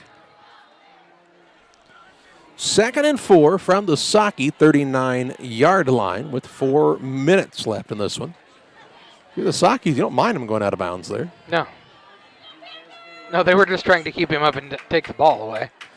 Wide out wide to the left-hand side all the way to the numbers, and a man wide right as well. They're running here. Under center is Van Osdale. He hands it off to the first back. I do believe Cade Smith is the ball carrier, and it is. He was caught by Grattan and the entire defensive line. Cade Smith takes it to the 39-yard line. A gain of a yard on the play, and it'll bring up a third down and a long 3 or a short 4, John. Which one are you calling it? Yeah, no gain. That's no gain. That's called at the no 39. Gain. I call it a 4. Yeah, it was at the 39, and it stays at the 39, so no gain. 3rd and 4. 3:27, and the clock is rolling here. Sockies, a couple of their defensive linemen down in the crouch. You got a lot of guys that play both ways, and on a hot, humid night like this, you better be in good shape. Receiver wide right, one wide left. Tight end is also set up on this side. Is in the shotgun is Van Osdale, and he is going to run the option. He steps up now, pitches it in a dangerous play, but it gets to his man. Nice tackle on the outside made by the Sockies. You know, that stop was Nate Anderson. Ball carrier was Brandon Hipsher. There's a lot of talking between the Sockies and the Panthers, but a lot of it seems to be kind of good-natured from here, at least. Yeah, it looks to be positive. They kind of tap each other on the pads and say, hey, good job, kind of thing, almost, it seems like. Well, it's been a hard-hitting game. Most definitely. I don't think there's any doubt that the Sockies are not afraid to hit. And we talked about in the pregame, this North Mac squad is notorious for a physical style of play. Even when they were an 0 for a 1-win team. They went 0-9 and then won the conference the next year. They did. Yeah, they did. And now a timeout's going to be taken by the Sockies. And I think Paul Petty's seeing a little bit of what we're seeing. There's some fatigue. And he wants this game, even though it looks like the score is not going to be in their favor, John, to end on a little more of a positive note than things are going. And that won't happen if they're on their heels trying to catch their breath. That's true. And, Charlie, you know, as he's talked about after each game, moral victories are not what we necessarily want. But you got to continue to compete before you can win, and they've competed again here tonight, Charlie, and that's good to see against one of the teams that I would consider in the upper third of this conference. Yeah, we've talked about it a lot. Williamsville, Maroa tend to be that upper echelon, and then you've got that next level of North Mac, Athens pretty consistently, Auburn pretty consistently, and then you kind of have some floaters in that second group as well. It's a tough conference, this Sangamo. And this North Mac program going to move to 3-1 on the year. And I think they're a team that's set up very well to be in the playoffs. Oh, most definitely set up well to be in the playoffs. And this conference is going to test you to where when you get in the playoffs, you can be a 6-3 team and surprise some people and win some games. As Pleasant Plains showed last year, getting, all the way to the final, I believe, right? That was 2 years Quarterfinal? ago. Oh, that was 2 years ago. I'm sorry. Butters County. Yeah. Samsonite. 1st and 10 from the 35-yard line now for North Mac. The Sockies called the timeout. Van Osdale will be under center. I formation behind him. Single man wide to the right. Had a little trouble with the snap. Hands it off to the deep back. That man spins away. This is Mason Smith. And Mason Smith with a spin move got free. He takes it all the way to the 24-yard line. A gain of 11 on a first down. Now, he was stopped for a loss to begin with as he ran into his line, basically. And then he spun off and gained some big yardage that Let's time. say he stayed in bounds, so run the clock. 1st and 10 from the 24. Down to the Socky 24, 2:10 and counting in this one. North Mac doesn't have to be in any hurry here as they have the score and clock both in their favor now and a fresh set of downs. Yeah, they're just milking clock to finish the game out. Van Osdale will stare at the back judge until he starts counting, and now he will set up under center. He's a little high in the quarterback position. Now he hands it off on the right-hand side. Socky's had a couple of hands on the man, and finally they do The ball take comes him loose. down. Ball comes loose. Aiden Duncan out on the stop. Ball loose, and let's see what the signal is here. It is going to be Socky football. So they do force the turnover there. And Skylar Smith was the man who knocked that ball free, and then the Sockies recover it. So they get the turnover with 1:37 to play. Ball will be at their own 18-yard line. 1st and 10 from their own 18. So, Charlie, what do you do? Hail Go Mary, for the gusto? Mother of Grace. I mean, you got to try it, right? Go for the gusto. You got one timeout, right? Stranger things have happened. Hey, it could happen. Like Angels in the outfield, right? 2 receivers to the right, 2 men left. Stout's in the shotgun, and the Sockies are thinking, hey, let's give it a shot. Stout's back to pass. He'll look and hits his man. Oh, hit Howland right in the hands, and he dropped it. He started running before he caught it. It was a really nicely thrown ball, too. It went right between his hands and then kind of off his chest and between his legs. So an incomplete pass. Stout is 2 of 6 on the night now passing. With an interception. Yeah, they were trying to hit a man out there and give him some room to run and then maybe get out of bounds. Stops the clock with 1:33 to play. Stout will bring the play in here. He's again in the shotgun. Wide right is Logan Howland. 2 receivers are wide to the left-hand side. Now they'll split Grattan also wide to the right, the Sockies. Stout is back to pass. He looks down the middle of the field, has Grattan, and it's picked off. Picked off as the man got his hands on it. Trying to run it back here is Mason Smith, and he's going to be taken down at the 18-yard line. So Stout's second interception of the night as he was looking for Grattan across the middle. And that will just about do it. 1:22 to play, and North Mac could kneel this one out. And they're going to get the homecoming victory here, but not without a fight in this one. And, the thing is, John, the Sockies gave up 1 score in the second half. Yeah. Right? I mean, it's 26-10. It was 18-10 at half. They've not played terrible defensively tonight. No. Offensively, in the first half, they were able to move the ball. Here in the second half, they had a big run by Grattan on that play, but, they have not been able to get the ball moving much in the air. Yeah, pass defense is still a work in progress, but it's getting better. 26-10 the score, and it doesn't appear that they're going to kneel. Looks like they're going to try really far out for each guy there. Under center, they'll just hand it off on the little fullback dive. Smith is the ball carrier. He will gain nothing on the play. Brings up a 2nd and 10. Yeah, you can kind of do anything here. You can kneel it. You can just run it on some simple dive plays, and that's what Coach Bowman did that time. Bowman has chosen to do here.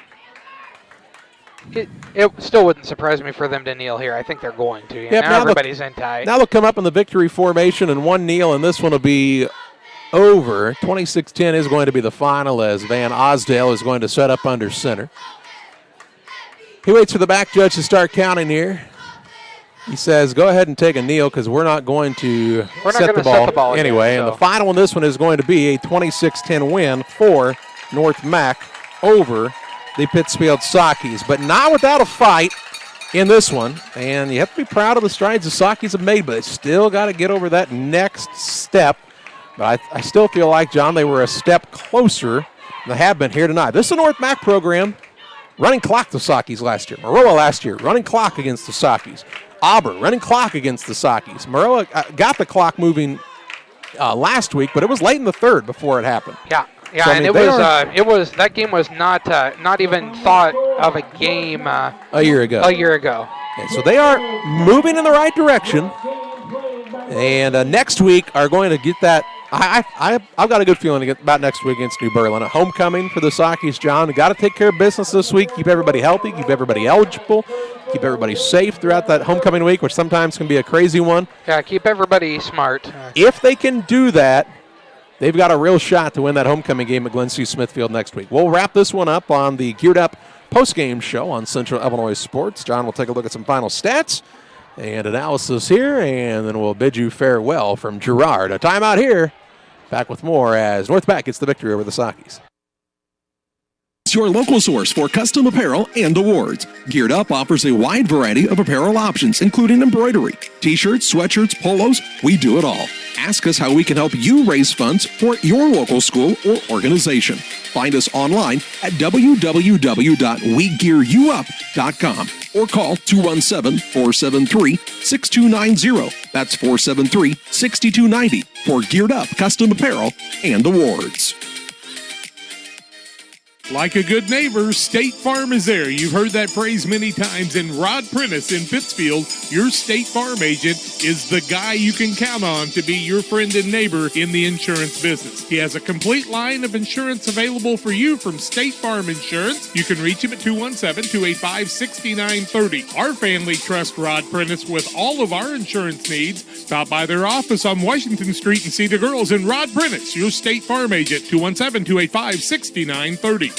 Mid-USA Landscaping, serving all of Pike County for residential and commercial lawn care. Mid-USA Landscaping can beautify your lawn and property with proper treatment, spraying, seeding, and of course landscaping designs perfect for your home or business. Mid-USA donates to the local area Little League fields and sports fields at your schools, and they are the perfect fit for you. Call them today at 217-577-4900. That's 577-4900. Mid-USA Landscaping for you.